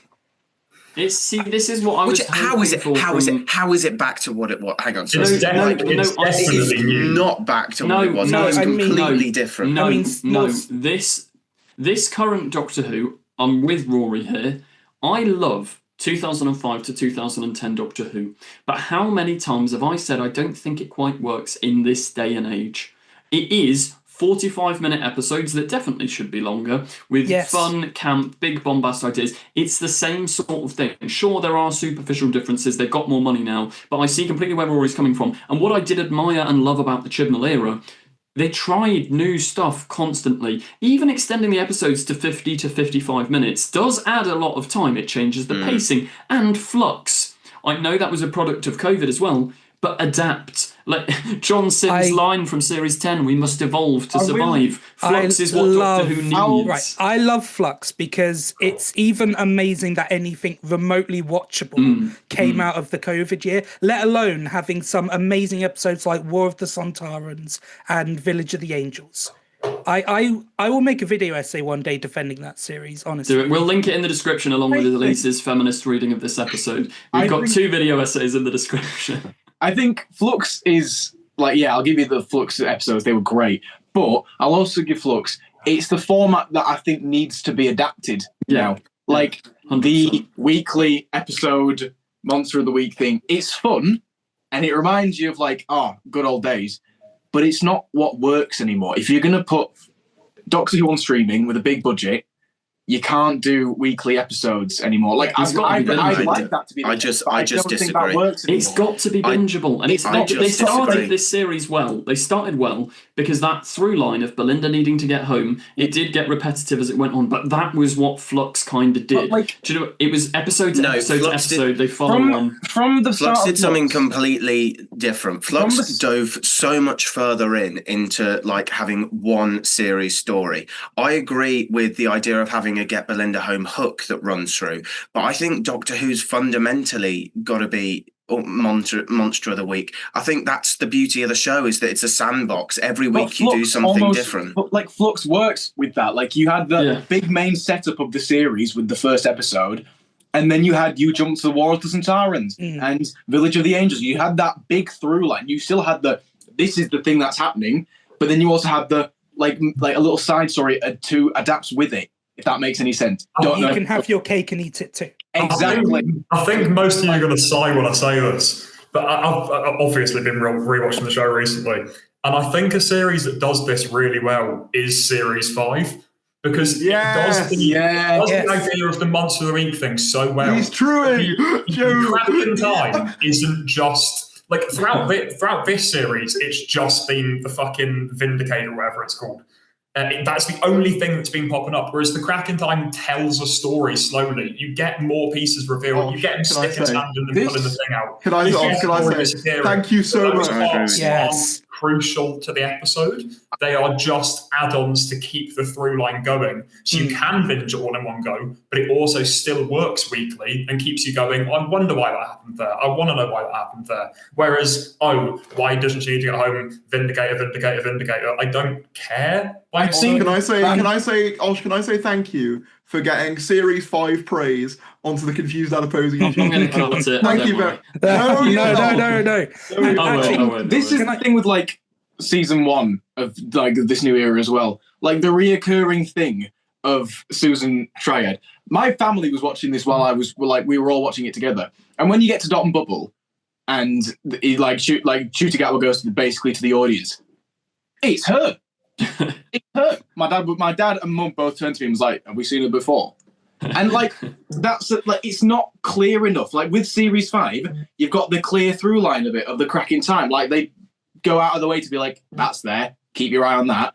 With Susan Triad, it's not really there. I kind of like that. I think Osh hit the nail on the head with it, though, in the fact that the cracking time changes. The issue with the through lines in these series are that they are unchanging. No, even but this is what I was going to say. which has just been the boss. They're not even through lines. They're purely just a mystery box that we keep getting reminded of. They aren't a story. They're just Mrs. Flood's here, Mrs. Flood's here, Mrs. Flood's here, Susan Triad's here, Susan Triad's here, Susan Triad's here. What's the boss? What's the boss? Like, what's it's the boss? not- We don't get it's anything. not just it's series just a 5. mystery box. My dad. It's not just series 5 that did that. Like Russell's old era, like Torchwood, there was sort of a through line to it in that during Tooth and Claw, you saw how it was established. Like even Vote Saxon, that through line that developed nicely in the way that like it started interacting with Martha's family during the Lazarus experiment, whereas these literally are static until the end. Yes, I know.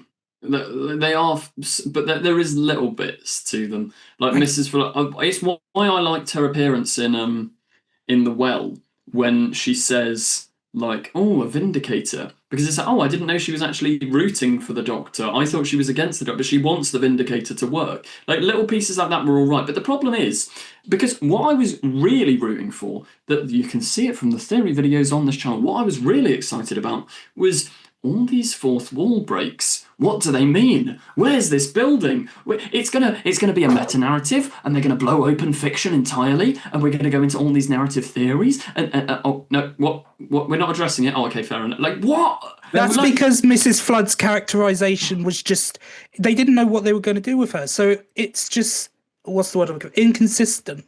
You know, it's like she's a god because she can break the fourth wall, and then she's asking about the Vindicator. So it's like, oh, maybe she's not omniscient, and then she turns out to be the Rani. It's like, okay. This is why I think the episode can't be like any higher than like a 6.5 because so much was unfinished.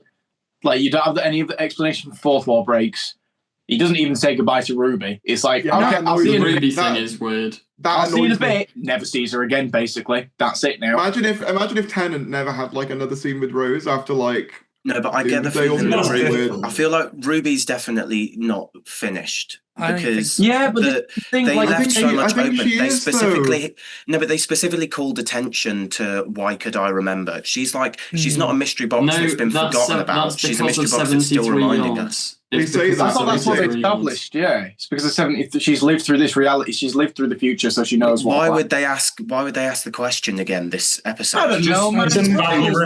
Not me. I agree with Artie. I think there is still something there. And when you mentioned it the other week, where there was that thing going around where Millie was supposed to be in the series, but also maybe not, I believe that more and more because they take Belinda, lock her in a box. And then they give Ruby all the important shit. But yeah, I think we'll start drawing this to a close. Yeah, I was going to say, like... A couple of viewers' comments. Can anybody read them? There's so many questions. All right, let's see if we can get some good ones.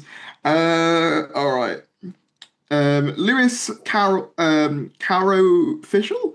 Lewis Carr Official, I think I got it. A result of rushed rewrites due to Disney pulling out of Doctor Who and causing Gatwa's exit. I think that's a pretty good summation of what happened. Yeah. Let me have a look here. Dan Holmes says, excellent. Can't wait for season 3. Will miss Shooty. I get the feeling you might be waiting a while for season 3. But fair enough.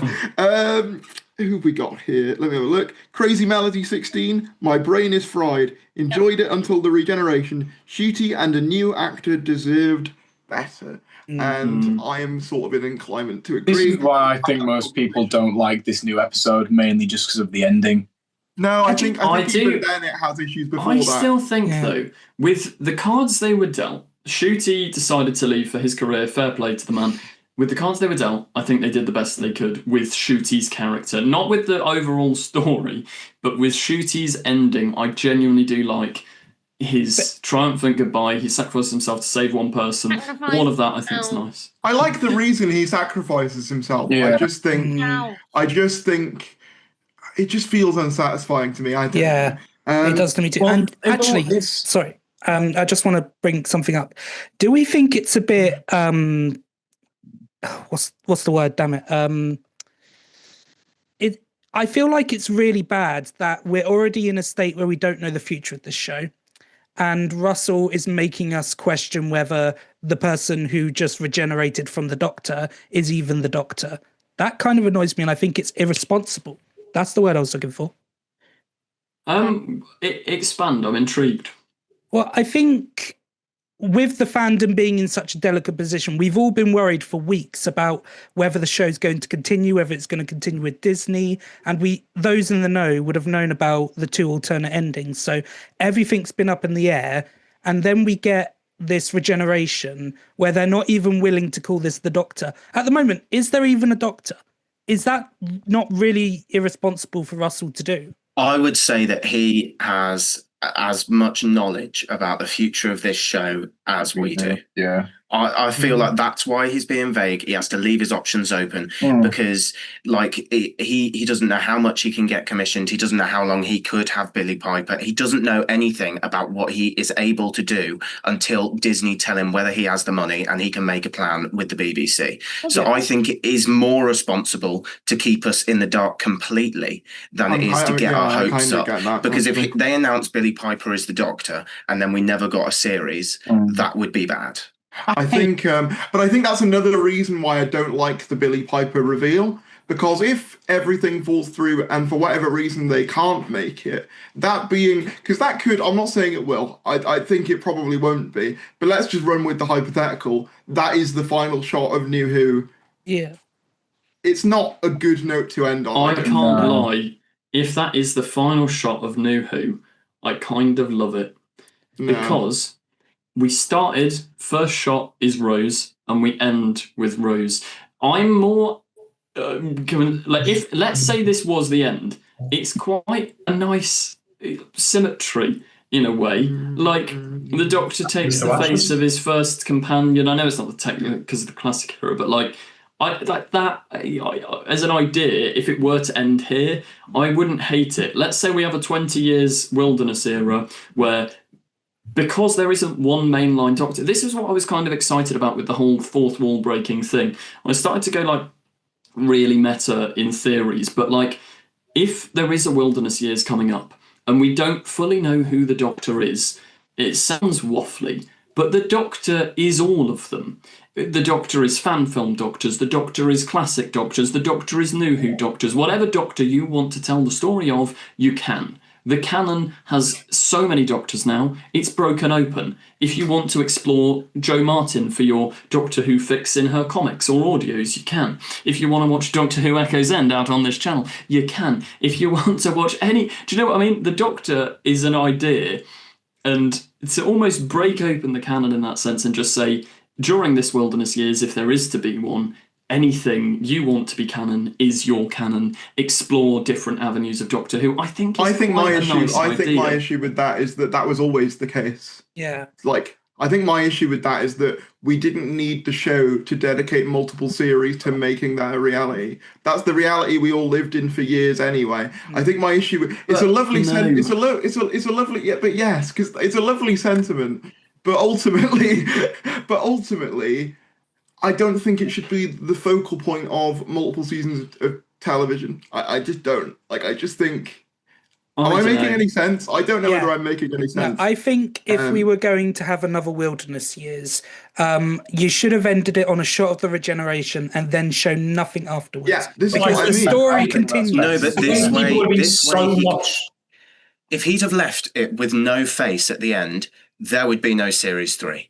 Because that is a place to end the show. But by giving us Billy Piper with no concrete definition of what has happened, it could end in theory, but it is begging for more series. It's a great way to try and continue things. He's basically forced the BBC's hand to making more, which but it's so unsatisfying. And if then that doesn't work, doesn't that just come across as a bit? Yeah. Well, that's what I mean. But this is the trouble. We won't know until we've seen what they're doing with Piper. But as it stands, you can be either side, and I understand both sides, but I'm more optimistic because we don't know the direction they're going to take. This could either be a fantastic gamble that pays off and hooks people in, or they could write another bogeyman.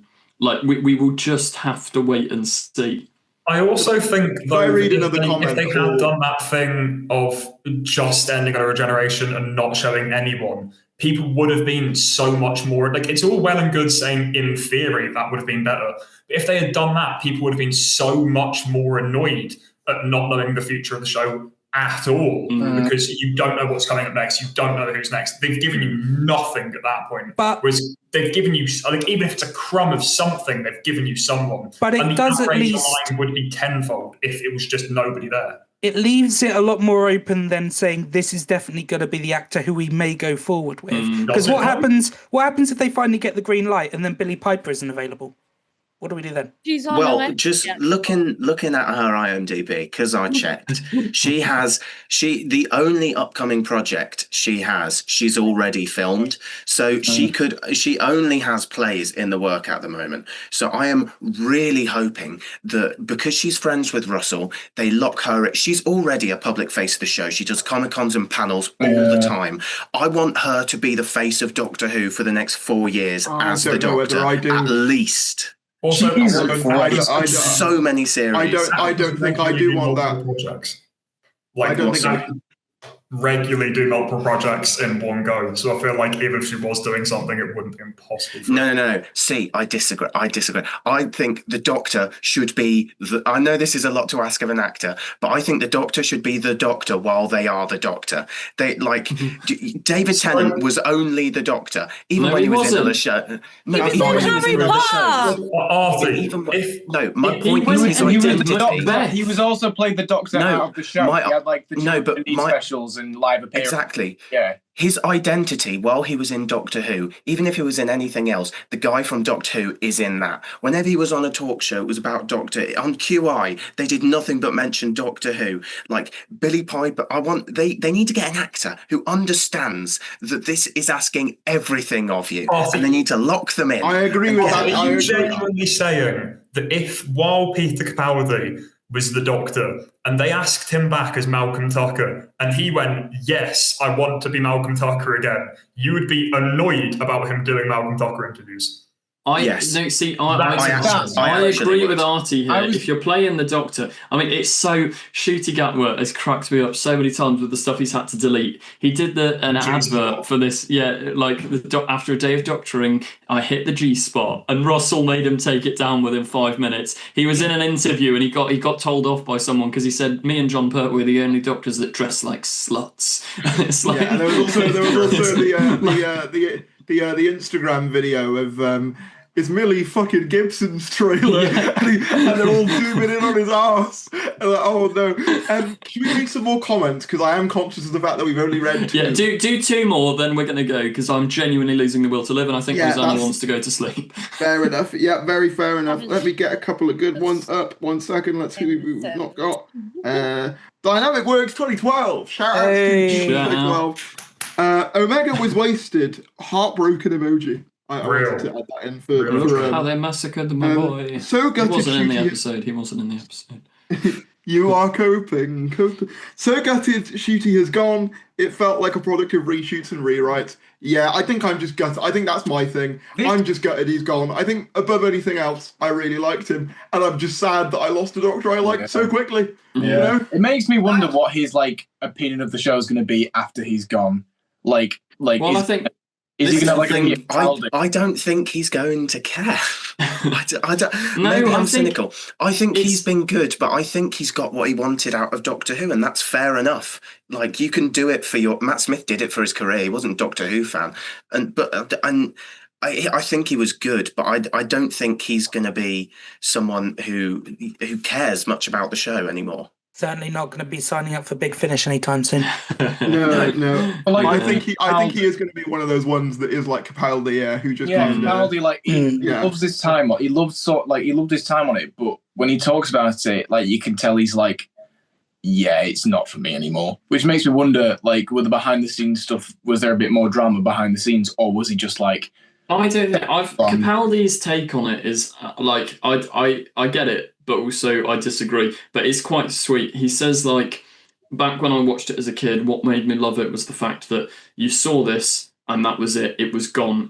You watch the Zarbi and then you forget about it. And it's why he says he barely watches classic Who, because if he goes back to those childhood memories, he sits there as an adult and goes, oh. And he loves that idea of just, that was Doctor Who, but Doctor Who's something different now, and it's done. And I think that's quite a nice, like, he loves the show and he has great respect for it, and he just thinks he did his chapter and that was it. And I think that's fair. I want to read a comment quickly, but I'm not going to name the person, but I think I just want to bring it up because it comes back to a point we were making, Ari, Russell, and the way we talk about Russell and other people. Russell's grief over his husband has really jeopardized his writing. And this is the sort of thing, I'm not going to say the name of the person, not going to call them out, but this is the sort of thing that just makes me uncomfortable, where I'm like, we can't be saying stuff like that. That's a horrible thing to say. Well, it's the parasocial thing of exactly. It's the like celebrity showrunner doesn't like people. Because also, like, quite frankly, and I can say this because I have cabinets of Doctor Who stuff, but when the episode aired, I was slightly more annoyed and I was slightly more like, apprehensive, whatever. I go downstairs to my family watching it. I watch the final 5 minutes with them and I'm like, can you believe they brought back Billy Piper? And all of them were like, it's all right. I thought it was quite good. I'm excited to see what happens next. Yeah. This is what at the end of the day, it's just a TV show. And I can say that because I don't mean to demean it. I love it. Look how much I love it. Look at this YouTube channel. Yeah. I love it. But when you're involving personal stakes with creatives, it's way too far. And I don't want anybody who's watched this, no matter how much you enjoyed the episode, at the end of the day, it's a piece of television. You can like it, you can not like it. The world keeps spinning. Do not leave this podcast and go and throw abuse at anyone who worked on this show. I genuinely think, just Google Jake Lloyd, and then you will never say anything personally bad about someone in the zeitgeist again. And on that note, I want to apologise to Baby Eric for my comments in the previous podcast. But those comments are legitimately dangerous. So I do think that people should know the weight of what they're saying. Yeah. That's genuinely horrendous, man. I think that's my problem is I'm all for criticism. Criticise it all you want. I criticise this episode a lot. I'm more critical of it. You've kept it quiet. Yeah. I mean, that's the thing. I liked this era and I was really critical of this episode. But there's a line for me between criticism and just being personal. And I think there's a line there. And I think there should be a wall and nothing should cross that wall. And that, for me, stuff like that is where I'm like... Criticise the writing, not the, people behind. Exactly. I'm trying to find a positive one. Yeah, let's end on a high. I'm trying to find a positive one for us to end on. There aren't many. Oh, there's a couple.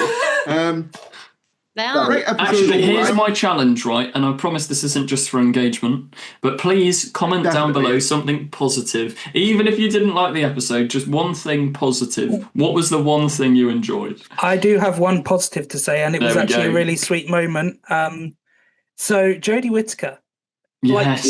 She doesn't need to be here, but it's one of those times where I don't care. And what warmed my heart the most was walking out of that cinema and hearing a kid say, I was so happy they brought back Jodie Whittaker because as a Jodie fan, fucking vindication. Me and Charlie were jumping in our seats like children when Jodie appeared. We were so happy. You would not get along with my mum because when she saw that, the first thing she said was, I forgot how much she can't act in this role. Me and Charlie were hitting each other. Oh, dear. I disagree with her. She's wonderful woman. Wonderful. My cinema seemed to cheer more for her than they did for Billy Piper. I don't know whether that's just me, but like... then again, having said that, there were some 13 stands who I'm friendly with, but like just above me. So that might have been why they were just freaking out with happiness. But you know what? You're friends with 13 fans? I know. That's out of character for you. I know. I thought you hate everyone. No, that's not true. The anti-Chibnall. That's what the media wants you to think. It's what the media wants you to think. But I know how we can end this on a positive note. I've got a Can we all just say how absolutely and utterly genius the idea of a companion named Petrol truly is? I think Absolutely marvellous. absolutely marvellous. I've always wanted to call a companion Petrol. And on that More note, Petrol. all If there you isn't a Petrol- companion called Petrol, I'm going to be fuming. I'm going to be fuming. It needs to happen. And on that note, all of you petrol lovers out there, thanks Harry's for round watching. us out. We've been the Satellite 5, and that's what we call a giggle. See you next time. Hey! Yay! Woo. Okay. Let's be. I hope it's a more positive episode next time. Rosanna looks thrilled Doctor Who to still gets be here. cancelled next week. I've dipped when Elise dipped because my head is pounding. Don't forget to click below and subscribe to the official Confused Adipose YouTube channel. I will destroy you! She's not seen a single episode. I've watched your episodes. Keep these sonic screwdrivers. What else am I saying about the film? Don't watch this one.